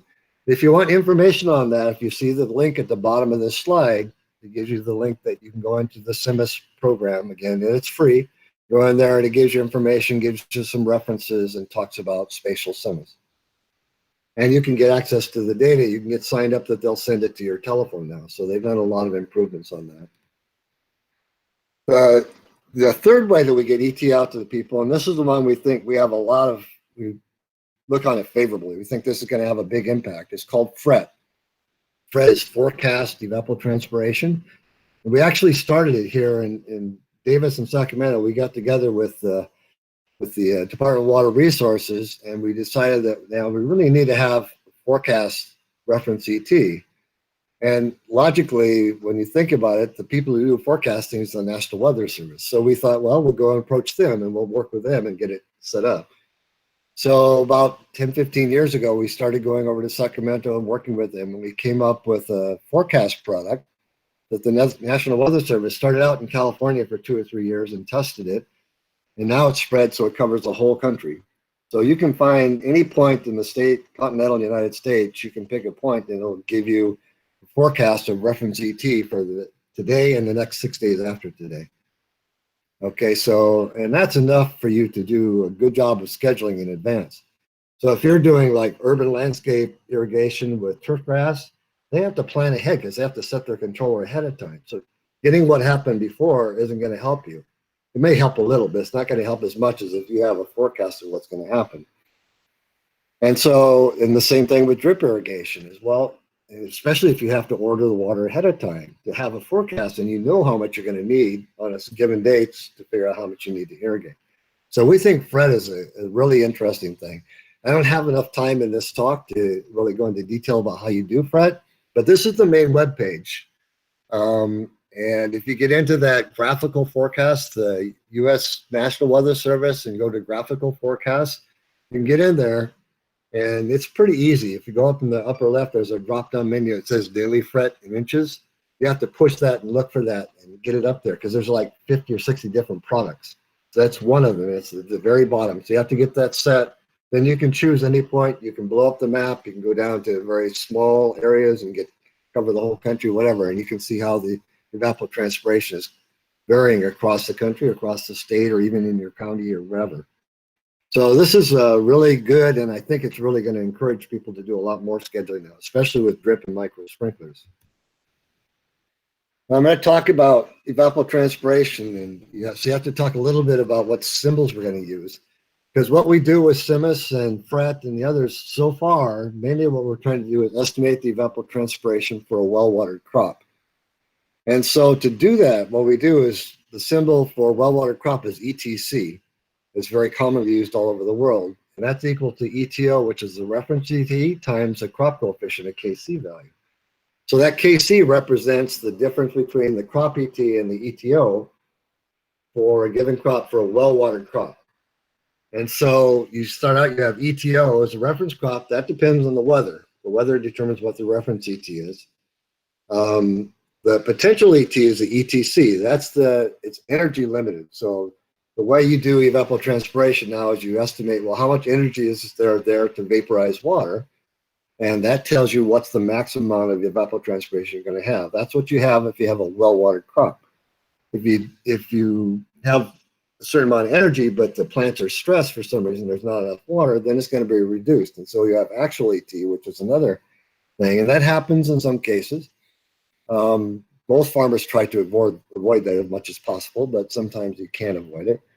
But we're trying to look at the effects of water stress on growth of the crop, how big is the canopy, and we're also trying to look at stress effects of migration.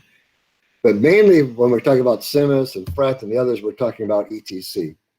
Ultimately, one of our goals is to, once we've got that pinned down, next step is to move into, well, can we also estimate the effects on the actual ET? And so we can try and get actual T as well.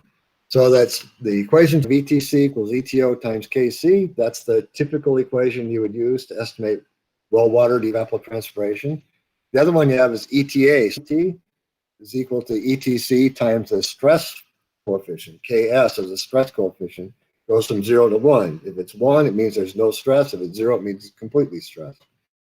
And so ultimately, we like to be able to go, right now, yeah, we're working on it, okay? You guys have seen this this chart. I feel I'm being repetitive, but over the other guys is I worked on the survey, so I have the last one. So this actually just is really interesting because it shows that the same trend that you saw in the figure like Sam showed and Doug showed, this shows the survey which was done in 2016. So you can see that the trends have continued, and gravity irrigation has gone down to almost just about 30%. When I came to California, it was about 80%. And now it's down to about 30% gravity irrigation. And you can see the drip irrigation, which includes micro sprinklers, has gone from near zero. When I came here, I remember we had arguments about how much drip irrigation there was. And it was very controversial. But it was down close to zero, and now it's up close to 50%. So it's changed dramatically. And as Sam pointed out, the sprinkler irrigation hasn't changed much. There's a little bit of a drop, but not a lot. And there's a little bit of subsurface irrigation. I need to qualify that because it's not subsurface drip. It's subsurface irrigation where they block drain tiles and it forces water up. So if you're in an area with a high water table and tiles to get the water out, like in our Sacramento San Joaquin River Delta area, which is a big agricultural region, they have a lot of groundwater in there and it subs up. And so they have to use drain tiles to get it out. If they want to irrigate, they just block that, fills the soil up, and then they let it out again, and they have to pump the water out again. So that's subsurface irrigation. It's never going to be very high, but there is some in California. We also showed you the crop curves. It has changed. It's still changing a little bit. You can see that the orchards has gone up quite a bit in this last little bit there at the end. And you can see that the field crops is still dropping. It went from 40% down to 30%. So anyway, the vineyards are still going up a bit, and the vegetables, yeah, they go up and down, but a little bit low right now. So back to crop coefficients again, talking about well-watered crops. What we try to do is we try to estimate the ET of a crop by measuring reference ET, which is technically it's for a hypothetical surface, although it's approximately the same as a 12 centimeter tall grass, the ETO. But it's really an equation, and the equation is based on the Penman-Monteith equation and some assumptions about the aerodynamic resistance and the canopy resistance, and it's built into the equation. Data over an irrigated grass field. You want to make sure it's a well-watered grass field, because that gives you the conditions that you need to do that. So you have to have enough fetch, enough distance around the station to make it accurate. Most of the stations in California are pretty good. I'd say probably 70 to 90% of them are pretty good. Some of them, we have some that are too small too, but the state works on them continuously, trying to improve them all the time, trying to find better sites and so on. But there's a couple of examples there. The one on the left is a SIMA station that's at Fresno State University. And the one on the right is that's a flux station that we used to measure evapotranspiration. So that's got a sonic anemometer and it's got a net radiometer. So we go out and we measure evapotranspiration of various crops. We take the ETC, we have to measure and make sure that it's well watered. And we take the ETC that we measure and we divide by ETO, and that gives us the KC value for a well watered crop. And we've done lots and lots of research on that the last 30 years or so. And so, and we're still doing a lot more research, and we're looking also into the stress effects now. So now, where are we going from here? Well, back to the 3C. Remember, that's the California Crop Commission, or Crop Coefficient Science Collaborative is the actual name, but we call it the 3C. It's broken down, it's organized into an executive committee. I want to point out too, we started in 2018 working on this. So we've been working on this for a couple of years to get it started. But we had an executive committee that's met for the last couple of years working on this to get it started. We've also already contacted people about being on a planning committee. And we also we're going to have crop-specific work groups. The executive committee is the core group that kind of spirits and encourages people to do things, to complete various tasks. Planning committee is 15 to 30 people from various institutions and agencies in the private sector. And they're supposed to determine and supervise the execution of task goals and dissemination methods. So their goal is they're kind of the irrigation type people that are going to oversee this stuff to make sure we get the most accurate information possible and get it into a format that's easy to get out to the farmers. The crop specific work groups consist of crop specialists to work with planning committee members to get these KC values for specific crops. And what they're going to do is they're going to go through the literature, study the literature, go through and find all the information they can, see what's available, look at how they did the reference ET, look how they did the crop ET, how do they calculate the KCs, did they do it right, do they have enough fetch. If we find that insufficient information, we'll make recommendations that there should be more research on it. If there's sufficient information, we'll try to come up with the best estimate that we can come up with how the KCs change during the season. And so that's kind of the goal of this organization. And so the executive committee, just to give you, executive committee consists of Daniele Zaccaria, Doug Parker, and myself. We're on there, so 3 people in this webinar. And then Khaled Bali, who's an irrigation specialist in the San Joaquin Valley, and Morteza Orang, who works on the California Water Plan for the Department of Water Resources. So we're the executive committee to get this thing started. to let you know, the goals and objectives of the executive committee, or the 3C, are to evaluate the accuracy of KCs that are currently used to estimate well water crops, crop ET or ETC. One of the reasons why we're doing this is because, you know, people publish books on this, they'll publish papers on this. Most of the farmers don't read scientific papers. You know, there are some, but it's not usually common to do that. And we know that. They usually aren't going to buy scientific books on irrigation in general. One of the things that we've noticed is when somebody publishes a book, it may be a very good book, but 10 years later, it's already out of date. And so they have to keep redoing this book all the time. So we thought a better way is to get a web page that we can update, you know, as new information comes in. So that's one of the goals that we're trying to do. We want to provide information to funding agencies and programs to promote joint research efforts aiming to improve the accuracy of KCs. We've also already approached the Alma Board of California, and they've given us some support to try and work on this. I'm not talking about that too much today, but we're going to approach different commodity groups and see if they want to work with us to try and resolve some of these issues and find better information. We want to develop a user-friendly web-based repository that can be easily updated to provide the latest information to growers. The UC Davis library has agreed to work with us on this. They figured that part of their job is to provide information, written information, to people all over the state of California and make it available to the public. So we're working with them, and so we'll use the the university library to get out information to the public. We're going to develop and disseminate educational materials on how to obtain and use this accurate KC information.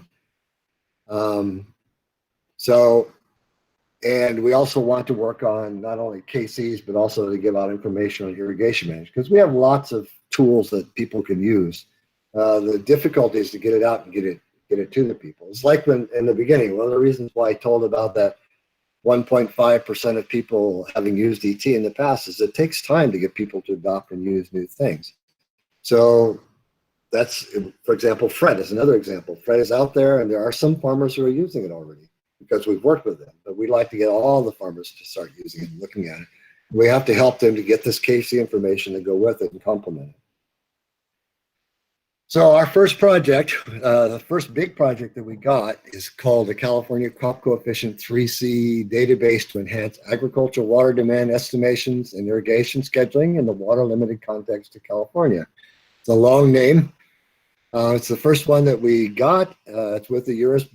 Bureau of Reclamation. They're the people who develop a lot of the dams and manage the dams and reservoirs in the western United States. And they're very interested in using water efficiently, so they agreed to fund us.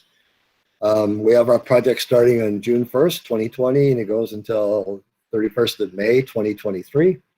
And the total funding is about $720,000, which is mainly going to be used for us to collaborate and work together with different groups to form these different levels, the technical committee and the work group committees, to do the work and get it done. So we're going to try to encourage them to get this done and get it all online and try to make things that are easy for people to use and get a lot better information. The project leader on this project is Daniele Zaccaria, who's coordinating this meeting. And then also Doug Parker is the technical coordinator for the project. This is the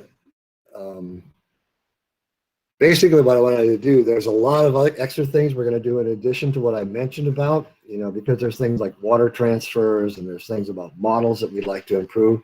This is all going to be built into the model too.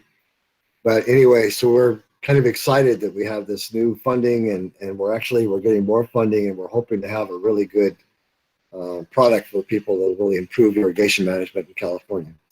And so that's all I have to say. Thank you. And thank you, Rick, and thank you all for your excellent presentation. I have a bunch of questions for all the speakers, and I would like to start asking question if Laura is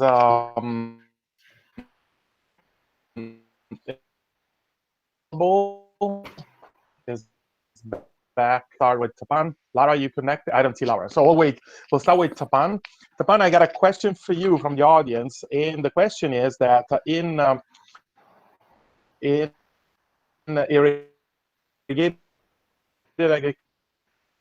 agriculture, work with historical weather data, but also we work with the actual weather data. However, in every country in the world, cities, highlands, and so with their expansion, there might be some bias in the weather data, and sometimes this might be confused with climate change impacts. Data can be correct without confounding the heat influence from the climate change effect.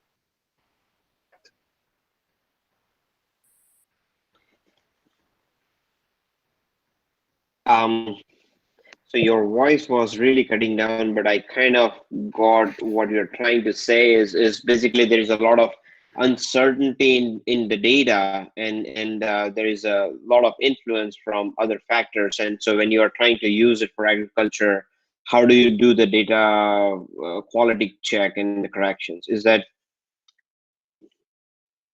Well, not exactly. The question was about the expansion of urban area that can create some heat influence in the data. And so, and this heat influence might be misunderstood as a climate change effect. And instead as an urban expansion. Okay.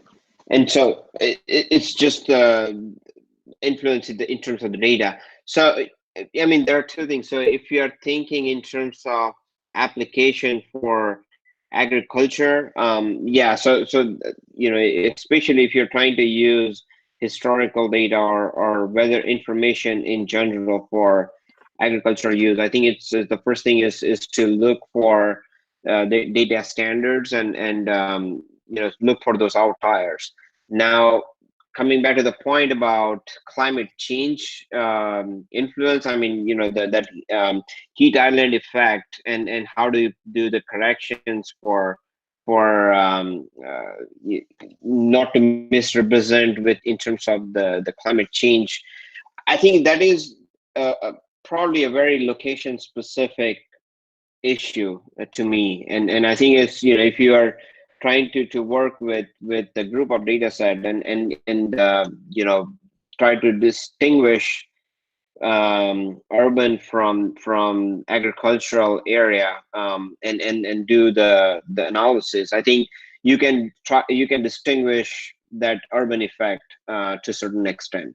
But I mean, you cannot do the complete extinction, but you know, I think that's the best we can do. And then there are many ways nowadays, even with the artificial intelligence and data mining techniques, that's another approach that people have started using to kind of manipulate the data and see any outliers in the process. So there's not a very you know, silver bullet on this, but there are many ways in which you can take that influence out. Okay, thank you, Tapan. I have 2 or 3 questions for Doug Parker. The first one is, you showed economic benefits resulting from adoption of drip irrigation related to water saving and increase in production. Do you have any idea of the additional cost related to energy and power use with micro-irrigation that should be accounted for in the overall water saving? Yeah, so there are additional costs that we weren't looking at during part of that. We're looking at the gains. So the power cost, I mean, it really depends on what you're starting with. So if you're going from a gravity-fed system, then certainly there are increase in power costs to do that. But if you're using groundwater, maybe, then you don't have changes in power costs. And if you're switching between different other technologies, But no, we don't have those numbers on that, but I know that they're not, I mean, they're a small percentage of what we were looking at in terms of gains. So a follow-up question, Doug, how about the cost of more skilled labor that is needed on the farm to schedule drip irrigation and to maintain and troubleshoot the drip systems? Yeah, that's another good question. There is an increase in the need for certain skilled laborers, but at the same time as there may be decreases in other labor needed, depending on if you're using a surface system with siphons or some other system where you had a lot of labor that had to go set up the system. At least a lot of these drip systems are, you know, once they're installed, they're there. They do need the maintenance for holes and gophers and things like that. But we didn't look at those changes. I'm not sure how much those would offset each other. Okay. Another question to you, Doug, is the audience is asking, from your presentation, you show that drip irrigation is seen with positive eyes only because of the drought and water shortages. I think you showed something more than that, right? Well, I think certainly we tried with the yield part of it to show that, you know, drip irrigation is definitely increasing profits to growers. They're getting higher yields, and often also they're getting a higher quality product. So there's definitely quality. Didn't take that into account in the sense that for some products, well, like processing tomatoes, it actually works out because you get a higher quality product, but you have less tomatoes you throw away, so it actually equals more yield. But there's other products where you get a higher quality product from drip that allows you to sell it at a higher price as well on the market. So there are multiple things going on depending on which crop you're looking at, but we did try to kind of look at it from multiple benefits across water savings, yield effect, grower profit, things like that. Okay, and the final question, Doug, for you is pretty technical. Do you have any idea what was the lifespan of drip irrigation for processing tomato in California? They asking about the drip tubing mainly. Yeah, well, what is it today? I'm not really sure. I think it's it depends. I mean, I've seen drip tubing that can go 3 to 5 years. Rick probably might know better than I on this. But it also depends on if you've got a rotation in there and you're growing processing tomatoes and you need to rotate wheat in or something else as well. But what I can say is that it's changed a lot over the last 15, 20, or 25 years to be, you know, much better, much higher quality, longer lasting systems. We've also had changes in, of course, in what we can do with the drip when we pull it out in terms of recycling and trying to reuse that stuff as well. But there's probably, I don't know, Rick or Sam or others on the call may know even more about that. Well, I can comment myself from the interaction with growers. So we normally get a sense that for the drip tubing, they consider 6 to 7 years. And for the water distribution system, so like the PVC part, they consider 15 to 17, 18 years, and then they to either do emergency maintenance or replacing. So I would say drip tubing 6 to 10 years for processing tomato, and 15 to 18 to 20 years for the PVC piping. Yeah. All right. Thank you, Doug.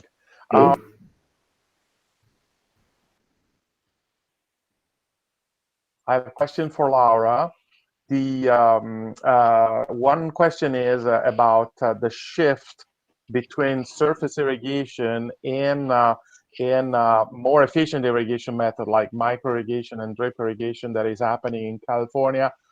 And the question is, are you guys observing impacts related to those big changes in irrigation method on groundwater, and what will be the impacts that you're observing? Yeah, so there are two types of impacts actually. One impact is obviously if you want the drip irrigation, you are pumping groundwater, and the other using surface water system you wouldn't. But that's only one thing. The other thing is there is less deep percolation, and that's happening. So I think a lot of the growers, there are a couple of plots that I can share eventually that really show how things have changed in terms of groundwater condition. When at the end of the 70s there was the big drought in Northern California in 77, a lot of better, more efficient irrigation started. Basically, groundwater pumping started, and then there was a shift from that time on continuously, and you really see the impact on the groundwater levels. So that's the problem when, and sometimes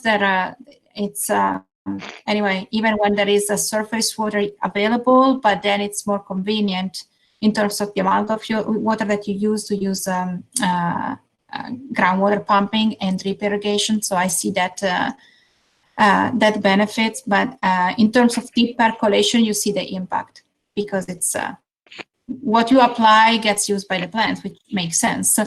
But unfortunately, you see if you think about groundwater recharge, I think the best would be to think about keeping the surface water irrigation for like wintertime irrigation when possible. I know that it's not always possible. And then use the drip irrigation for the actual irrigation season, so that you can balance out. A second question that I have for you, Laura, is what type of monitoring device and monitoring network will be necessary to show progress towards sustainable groundwater management? That's a good question. So there are different type of requirements, and also depending on what's the problem in your specific basin. So in some basins where, for example, the main problem is you need to demonstrate that the groundwater levels are not going down too much anymore and are pretty much stabilizing. Even just regular monthly readings of groundwater levels might be enough. If your problem is understanding the impact of groundwater pumping on surface water or a groundwater dependent ecosystem, clearly one measurement per month is not going to tell you anything. So we are designing kind of, for example, transects of wells that are close to the groundwater dependent ecosystems where we monitor continuously, because that's giving us an idea of what happens when pumping starts, when it rains, and really we can make a story. The other difference is also in some basins in Northern California, they really see the seasonal pattern. So there is a lot of recharge coming in the wintertime, the groundwater levels recover, then they go down, and then they recover again. In other parts, that's not what happens, because there is not enough recharge in the wintertime. So you just see a slow decrease. So there is less, let's call it like less action, because it's just things are moving slower. So it really depends on what you need to monitor, and which is the undesirable results that you want to avoid. And so what do you need to demonstrate to ensure that you are reaching your sustainability? Okay, and there's also a technical question. You showed a slide with a map of California with the spatialization of rainfall. And the audience wants to know what kind of model or method to spatialize those rainfall data, if you are aware of the method. That was a USGS publication, so I didn't do myself. I can go back and check. I think it was taken from available. It's what went into the Central Valley integrated model.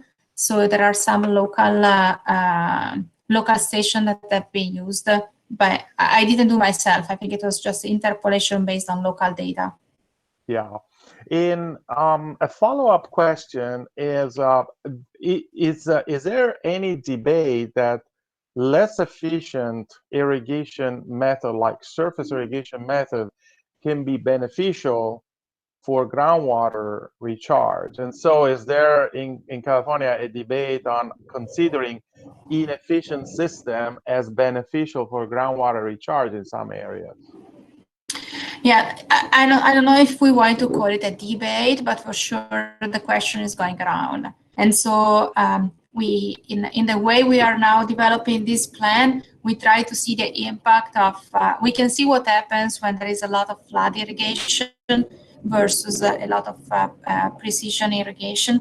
And as I said, there is a trade-off for sure. And so probably I hope that this plan will go toward the direction of thinking about how to balance things throughout the year. So it's mostly for, this is mostly important for areas where surface water is available and where there is a kind of a replenishment every year. So if we talk about the northern part of California, thinking about using the excess winter water in a good way, so that then you can really replenish your aquifer. And then if in the summertime you are pumping for precision irrigation, that's not impacting the aquifer in the same way.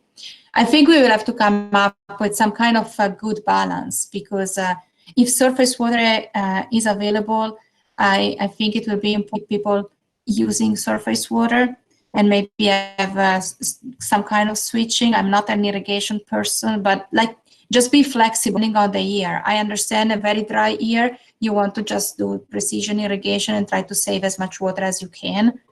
So I understand that it might be tricky from an irrigation perspective, but ideally from somebody who's just looking at the management, some kind of combination of different processes, different options, probably it's going to be the solution at the end. Okay. I have one question for Sam. The audience asked whether you presented the information from your study to growers, and what reaction did you get, whether growers show any resistance in accepting the results of your study, or what was the reaction from growers? So I think, so this is actually the information come from growers. A lot of these studies have to be kind of ground truth. I mean, Rick Snyder and Maury Orange, they were the ones that actually start kind of designing all these different surveys. As you go back, so the first thing is that, you have to ground truth it. Most of the trends that you're seeing, it is there. I think from having this, out of these 80,000, having 2,000 or between 2,000 to 5,000 actually responding, it is a good percentage. Typically the response is it is positive. We're not seeing, so the trends are, I think they are there. I think that's, I didn't see any resistance on it. I think something that is also kind of not shown in here is what Laura Doug are mentioning, which is we have some systems that have a dual system. So for instance, it's very common in wine grapes that you also have a overhead sprinkler, and those are two systems that they are used, one for irrigation, the other one for frost. There are some other systems that they are used, tomatoes and tomato processing. Some of the, it might be mostly subsurface drip for the growing season, but they may have some sprinklers, or they may do some furrow irrigation for leaching some salts, or when they are actually doing the planting, they want to have that soil really moist. So while we are, this is kind of the overall trends, or this is what we're seeing for most of the growing season, definitely you can see more action in it. And that's when some of the growers can raise their hand and like, but basically I do this on this part of the season and this other thing. That's, I think that's very good. That also shows some of the sophistication of the type of irrigation management that we're doing. One other comment that Laura is mentioning that I think is important.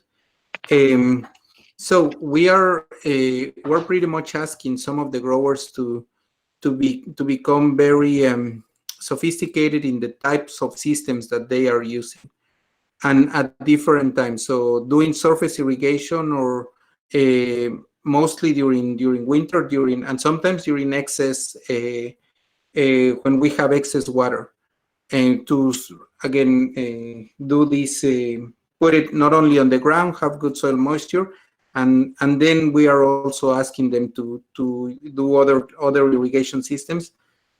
I think, again, an irrigator in California, it is very sophisticated. It is a person that has to take a look at the soil moisture sensors, at the weather, and what is the water available, and identifying if it wants to send it through surface water or through a more precise irrigation. Okay, thank you, Sam.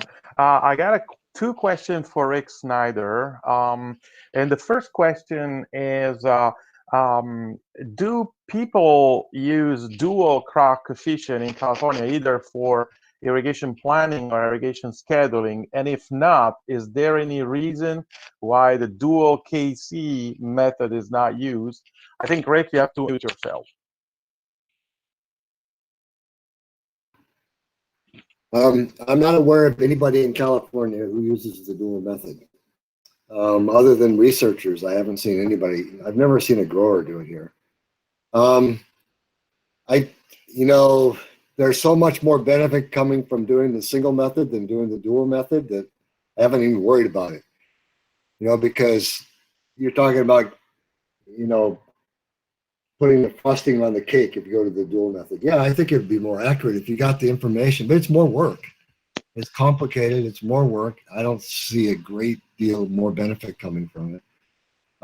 If you're a scientist and you want to understand what's going on, yeah, go for it, you should do it. But I really haven't seen it. I haven't seen any growers do it here. We have some very sophisticated growers in California. I've never seen anybody do it. Doesn't mean that they don't recognize it. And I still think the big benefit is going to come from using the single method. Okay, and Rick, I have another question for you. The audience is asking, the trends that you show about irrigation method change in California, do you think it was impacted or somehow facilitated by financial incentives to growers provided by the state or by the federal government at any point? Yes, I think there's some. I know, like the NRCS, National Resource Conservation Service, they often would give out, they would have programs where they'd help people to develop new systems, drip and like center pivots, things like that. They do quite a bit of things like that. I think the state has given some incentives. Usually, I saw the big changes always during the droughts. 88 to 92, we had a drought. Increased dramatically, changed from gravity to drip irrigation. The last drought changed a lot from, so I think the drought has given a lot of incentive. And I think it's partly people learning more about it. You can do it for fertilizing through the system. They think it's less labor. It's probably not a lot less labor. It's different labor. I've seen people, I've talked to some farmers who took their drip system out after a couple of years. And I remember one in particular, he took it out because he said it wasn't any good for frost protection, which is true. And then he said it, and he was like 70 years old. He said, I'm not going to walk up and down these rows, like checking all those emitters to see if they're working or not. So if you got labor to do that, to make sure everything's working, it's fine. But I think people get the idea it's less labor. It's not if you're doing a really good job. It's a different labor. Like I said, you're not going out with pipes trying to get water to flow down a ditch, but you still have to check all those emitters to make sure they're working, make sure they don't plug up, and make sure you don't want to lose, a bunch of crop because your drip system broke down. And so, I mean, there are good and bad things about everything, but I think the production is higher with drip. I mean, I don't think there's much question about that. In general, it's higher. If you use it right, depends on, if you want to compare ET, I know Pruitt did a lot of studies on that, and Bill Pruitt did, and he found that it makes a difference how frequently they irrigate. If they irrigate surface irrigation frequently, it was much less efficient. But if you did it, as you spread it out, had longer between irrigations, then the efficiency got better compared to drip, but the yield went down. So you had to trade these things off. So I think it depends. If you see the benefit in not having, doing your fertility through the drip system, things like that, and you're gonna have to pay. You might have to pay more power bill. Gravity, it depends on what kind of a system you're pouring the water out into the field. So there's a lot of things you have to consider. And so I don't think there's a really easy answer to that. Okay, so Rick, you touched upon the water use, the actual water use with drip and with other methods. And one of the questions that I have from the audience is that leaching is rarely considered in the water use and water productivity of micro-irrigation. So what is your experience with that? So when people say, you know, drip irrigation, micro-irrigation saves a lot of water, do they ever consider the leaching that is necessary with this type of method? I don't know. You know, you've done it. The ones I know, I did with you. I know that is almost never considered. So the water productivity and the water use per unit of crop. I know people who leached with surface irrigation too. You know, the cotton fields, they used to use furrow irrigation during the season, but they go out pre-season and they would irrigate with sprinklers for a week to get the salt out of the soil. That's true. Whether they included that, I don't know. Probably not. Probably not. But that's not really fair. It's like cheating. Yeah. You really should consider everything you use. Yeah. The last question that I have for you, Rick, actually, I have two more. So how much education do you think is still needed in California to have growers use micro-irrigation correctly in terms of the system itself and the irrigation scheduling also with this system? Well, it's a good question. I mean, there's a huge difference. I mean, there are growers who know more than we do. You know, there's some of these growers are fantastic, but and then the other ones, you know, when I talked about people using ET and 80% now, whereas 1.5% at the beginning, I mean, that was saying that they were aware of what ET was. You know, there's a lot of people know what evapotranspiration is now that didn't know 30 years ago or 40 years ago. How much they use it is another question, but if you use it at all, it's probably going to help. You know, because it makes you think about, well, okay, I got, you know, I convert from metric, but so let's say we say, okay, I need 30 inches of water.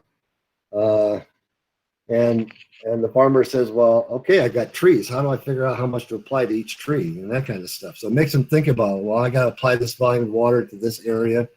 So I think they learn stuff that way. I think with time, you know, the first question you ask, if you get a drip system, I did this in my front yard. I put in flowers, I put in roses in my front yard, and I put a drip system in. And I sat down, I thought, I don't know how long to run it because I can't see if it's filling up with water. I don't know how long to run the thing. And I work on ET all the time. And so I understand the problem. You know, with agricultural crops, we have a better idea of what the water use is. And if you design the system properly, we can help people. And I think we're doing it. I mean, people are doing it now. They didn't. In the 1980s, we used to give meetings on how to do irrigation scheduling with ET, and nobody would show up except government agency people. And now we go and we'll have meetings with 300 or 400 growers there. So it's changed dramatically. Yeah. And I don't think there's any question. I don't think they're all there yet, but I think we have to simplify things a little bit more, you know, and teach people a little bit more. But I mean, it's been unbelievable change. It's like going from when I was a kid, we didn't have TV, you know, so now everybody's got a tablet. My granddaughter runs around with a tablet all the time. Hey, Rick. I couldn't imagine when I was a kid, you know, so. Rick, one other thing that I think is important is that the industry have also put some other tools available. And I'm thinking specifically soil moisture sensors. So while before it was just kind of have a very well-calibrated hand in terms of sticking your hand into the soil and see how good it was, now I think also that is become more available. The same with ET. That's true. The same technology that now is a little bit more available for farmers. Yeah. And I think that has also private changed. companies have improved dramatically too. I mean, everybody's gotten a lot better. Yeah. So Rick, the last question that I want to ask is actually directed to me, but I'd like you to elaborate a little bit. You are the most experienced guy in this group of speakers in terms of interaction with growers. One of the people from audience last week asked me about the efficiency of surface irrigation method and drip irrigation method, and I argued that not necessarily surface irrigation cannot achieve similar efficiency as a drip and micro sprinklers. And so, and the same person from the audience is saying, "Wow, the speakers today are talking are saying the opposites." What is your experience with growers using surface irrigation? They can achieve good level of application efficiency with surface irrigation? Well, having worked with 3 of your predecessors, so my experience is that they always said that you could do just as good a job with surface irrigation as with drip irrigation if you do it right. But it's more where it's a different kind of work. It's a different approach. Now, whether or not you get the same production, but in terms of how much water, you'll do a good job if you do it efficiently, if you do it right. But, you know, I know, you know, Blaine Hansen used to say all the time that he could get the same with surface irrigation as with drip irrigation. And Larry did too, but both of them also knew they could see there were advantages to drip too, like the fertility and easier to turn it on and turn it off. And it's a different kind of research, but you can get, I mean, if you go out into a 10-meter square garden, you can get really efficient surface irrigation because it's got to all have the same opportunity time. So yeah, if you do, you know, the level border where you fill it up really fast, you're going to get a really high efficiency. And so you're not going to get much better with drip irrigation. And so but it's going to be a different approach because you can't do it every day like drip irrigation. So there are advantages both ways. Like I said, well, I forgot to tell you, the reason the grower took out the drip system was because he couldn't do frost protection with it. So he took it out and put in micro sprinklers. And you could see, he said, I can go out there now, I can see if everything's working. Before I couldn't do it, so they didn't want to do it. So you see all kinds of things out there, but you know, you have to decide what's best for your particular location. And maybe efficiency is not so important in a mountain valley, you know, but down in the Central Valley it is. You know, because the water's going to go back into the stream, go back into the groundwater and come down here anyway. So there's a lot of things to think about. You know, it depends on where you are, what crop you're growing, what kind of support you have, how much effort you want to put into it. But it'd be nice if we could make it simpler. That's the biggest problem I've seen with getting people to do, you know, really scientific-based irrigation scheduling. Right. It's you know, you have to be pretty good with a computer to do it. And you know, so we can make it simpler. All right. I have a last question. If you guys can hear my voice? Parts of it. All right. All right. So can I ask you to switch off the video? The video? Question to Laura, but if you guys can switch off the video. But I have a last question to Laura and from the audience is that so the question is there we can see micro-irrigated crops, and even if the surface water supply is available,